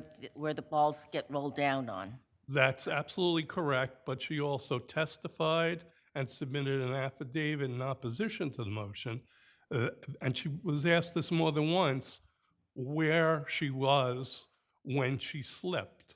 And she specifically answered the question whether she had gone beyond that sticker, that foul line sticker, and specifically said no. So it appears as No, if... she said she didn't know. She didn't No, say no. I'll read this to you. And do you recall, you said on the lane, do you recall which portion of the lane? No. She was later questioned. Do you recall if you passed the foul line? No. When you fell, do you recall whether you fell forward or backwards? I don't recall. Do you know what foot you fell on? No, she had no idea what happened. So no, her deposition testimony does not support. I have to say, Your Honor, Okay, with all then due- point to me where she said something else. Can I confess to you that I don't have the whole record? It's a rather, I do, but I extensive do, record. and I'm reading it It is to in the you. record, though. She was. I didn't see it. That's what I'm saying.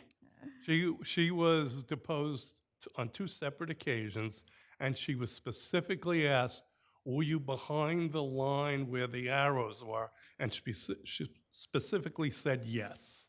I didn't see You're that. claiming you in cited that there. in your, did you cite that in your brief? Yes, I did.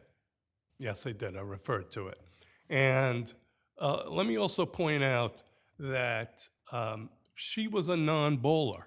She never bowled before that day, and she didn't bowl on the day of her And accident. she wasn't wearing bowling shoes. She was not wearing bowling shoes. She was never advised to wear bowling shoes.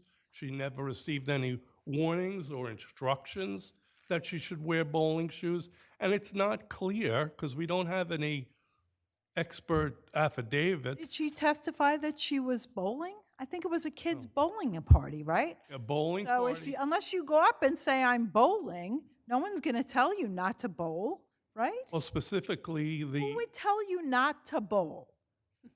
the facility man, not the facility man, the operations manager specifically testified at his deposition that if you're not bowling, you are not given any warnings or instructions on how to use the facility. And by the way, I'd like to add that in the record, there was a photograph of the area where non-bowling patrons are staying for the party, right at the beginning of the lane, and right in front of them is where the wooden portion starts that she unequivocally stated was slippery. Because she was accompanying she this fell. child to help him bowl. Yes, not to help him bowl, but because he picked up a ball that was too heavy for him, and she was concerned for his welfare, yes. So she did step onto the wooden part. She did step onto the wooden part. But by the way, again, you will see in the record, if you review it again, that the only witness on behalf of the bowling alley, the operations manager, specifically answered that question. Are non-bowlers given warnings or instructions in writing or any other way? And he said no. I know, again, I'm saying to you, what standard by which someone who's not bowling would be told that? That doesn't, it's unclear to me why you would think that that's a breach of a duty of care. No, Because if you're saying I'm not bowling, why does anybody have to give you any warning? I think the breach of duty of care is to make that wooden portion so slippery that whether you're bowling or not, you're going to slip and fall, and apparently with such force that you're propelled beyond that foul line. But that's No, your we're not testimony. sure that's true. She may have been beyond that foul line. We don't know that because she didn't know where she was. I think she did testify to that, and it's in the record. I don't want to be in a position of arguing with a justice, but I will say this to you. Yeah, but you can't even point it out, and I've just read to you where I she know said it's it a was at. 1,600-page record. Yes. Maybe I will be able to on rebuttal. I'll No, look at my we're going to go back and look at it. Don't worry about Okay. it. Okay, thank you, counsel. Thank you. All right. I've gone through half of the brief. There's nothing in it. Good afternoon, Your Honors. May it please the Court. Guy DeRosier, Wilson-Elser for the respondent. Let me begin by saying that the point about the expert testimony and whether it's necessary in this case to meet a prima facie burden of proof is a red herring. It is possible for a defendant to meet a prima facie burden of proof in a case such as this by showing that So your argument is she didn't know what caused her to fall. she didn't know had what caused her to fall. There Until- was no, there She was had no idea. She had no didn't know idea. where she was. She didn't know what caused her to fall. Right, and the other bowling cases that are cited, they all have, I mean, it is possible to get a negligence case against a bowling alley. There was proof that, conditioner and products are used in the bowling alley. At a point, but At a at that point. point where you're not supposed to stand. Right, and in it fact- says, don't stand here because it's Right. slippery. And in fact, it was, the testimony was they didn't start putting the conditioner until 24 inches past the foul line. There are cases where it was much closer than that, and courts may have found issues of fact, including this Brignoni case, which is a trial court case that's cited by plaintiff's counsel, but this is not that case. So here, all of the evidence shows that the conditioner where it was supposed to be. There was no evidence by plaintiff that there was anything wrong with the way in which the conditioner was applied. And in fact, the plaintiff is claiming that she didn't even fall. Well, first of all, she did say she didn't know when she was first asked the question whether you fell before or after the foul line. She did testify later, or tried to testify later, that she did in fact slip before the foul line, but then she couldn't answer, well, how did you get from there to where this photo shows where you landed? And if you look at her feet, where she's wearing the heeled boots, her feet are at least, she's 5'6". Her feet were at least 6 feet from the foul line. So That's some slip. that's some slip, and she had no explanation at all for how she got there. So I think this is a very simple case of speculation. I mean, there's a difference between deductive reasoning and speculation, and here, as much as plaintiff wants to say that this is a deductive reasoning kind of case, you have to at least show that there are known facts from which you can make intelligent deductions or Your reasonable position deductions. really, this case is really on all fours with the Califano case. Yes, And therefore, absolutely. Yeah, absolutely, Your Honor. Unless the court has any further questions, I'm happy to rest for the remaining points of my brief. Thank you. Thank you. Counsel, you have 1 minute. Hold on, let me get to you. I want to point out that, as the record will indicate, that the motion largely rested on the deposition testimony and affidavit submitted by the operations manager. And I clearly show in my papers that what he stated cannot be true. He cannot, How did you do that? because he stated that photos that were used during the deposition, first of all, he had no photos, there was no evidence to show the condition of the lane on the date of the fall in 2016. Instead, Except for the photo showing her. except for that photo. That's a significant photo, don't you think? It is significant to show where she landed, but not to show the condition of where she claimed she fell. Now, the second point So is. what do you Except claim it's is not- the condition, To what answer- condition caused it to fall? I'm sorry? What do you claim is the condition that caused her to The fall? negligent application of an excessive amount of the chemicals that were applied Based by. on what? Just because she fell? No, because, first of all, You have an expert that tested The it? burden initially, the prima facie burden, is on the movement. Who says she testified, and I just read it to you, I have no idea what caused me to fall.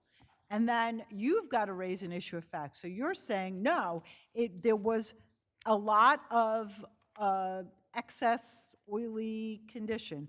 But just because you, the attorney, says that, doesn't make it true. I'm asking you, what Let's are you, put aside- what factual, no, I just want to know, what Yes, facts are you yes. using to support that? I will tell you. So there was no evidence at all of who applied the cleaning and oil solution to the lane on the Again, day that, of the what event. evidence did you I'm getting submit? there. I'm getting there. A little patient.